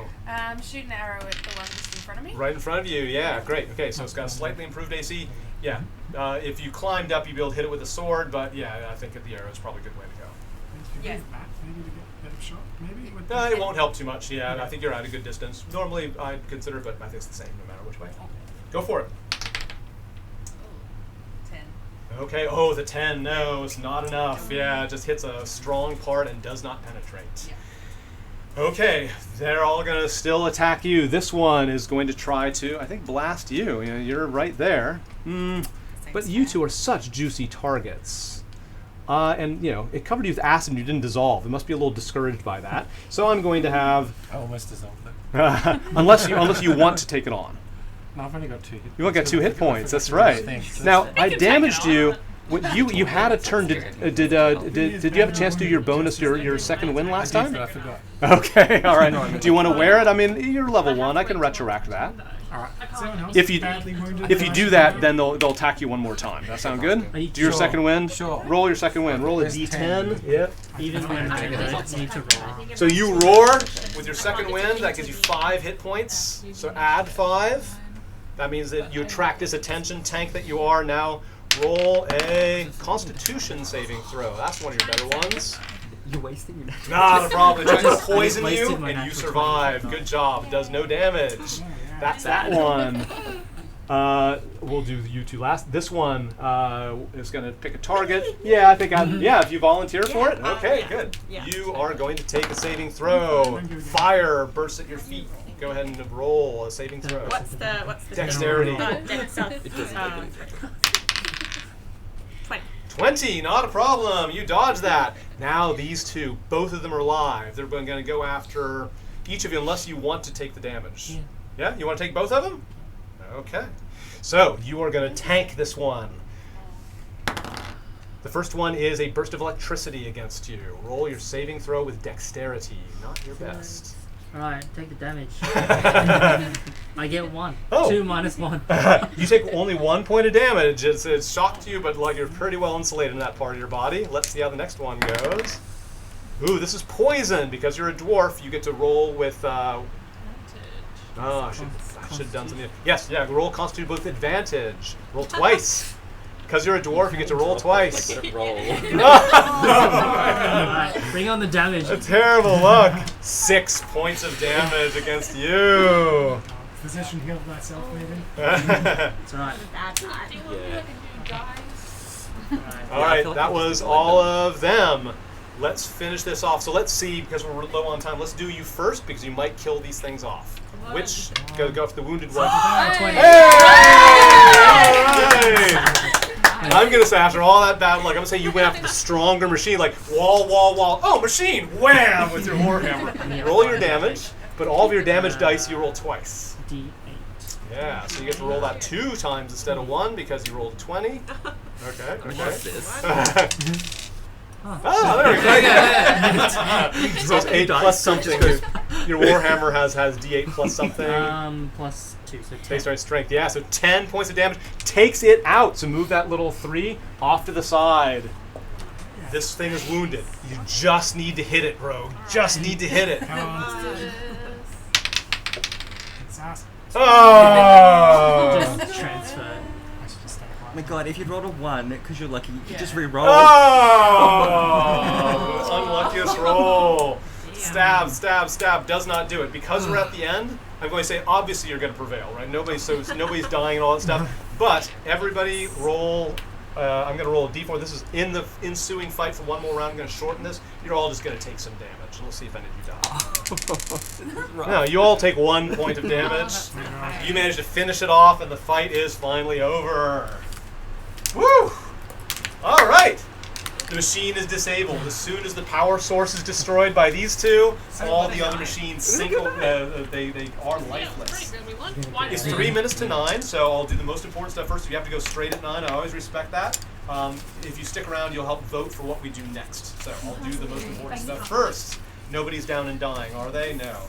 Remember your feedback forms. Please fill out your feedback forms as you have a chance. But let me describe a couple things here. First of all is XP. You all get 100 experience points. So Once you get to 300, you are at level 2. So as you can see at this pace, if you're next, so you're very close, right? You're at 250 perhaps, or 200 or 250, depending on whether you're up to 250. Once you get to level 2, I'm going to do XP in a more sophisticated way. I just give you all lump XP. That's why it's a nice round number. It's called milestone progress, but you're good. Because you've done everything. Nothing compares to that silk bow. Oh yeah, that silk is sweet. That bolt of silk. Yeah. Hot damn. Now remember the loot that you got. These chaos shards, the weird energy that dissipates out of these. Each of these shards around your neck, it has that same weird energy, but they're very small. It doesn't feel dangerous. But you think there's some relationship between the things around. Maybe you have them around your necks. Maybe you didn't just put them around your necks, right? But there's one exit from this room over here. It's a crack in the wall that looks like a giant keyhole. It's thin, like a slot that goes like at least 5 feet into the rock and sort of twists back and forth as it goes.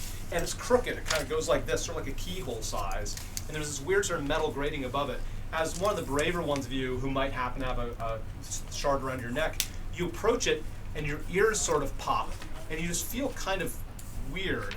Other people who see you as you approach it, you start to get a little bit thinner and your body starts to sort of bend into the same shape as the keyhole. But then you reach the crack and you're not nearly thin enough to fit in. But something around that necklace is like resonating with this, like operating on your body as you get close. There's something between these things and this little keyhole that would get you deeper in. The kobolds, Dak says, that's Jop Jop. Jop Jop designs the machines. She the real genius. The gnolls, they're gonna come and they're gonna expect us to have machines and they're gonna kick our ass. So we don't know what to do. BB is I think out of it. Jop Jop will know what to do, but Jop Jop's also kind of crazy. So you need to get in there. There's stuff in Jop Jop's room that will help save us. So the mystery is, how do you get through this crack into Jop Jop's? That would be the next session if you decide to go deeper. I'll talk about that later.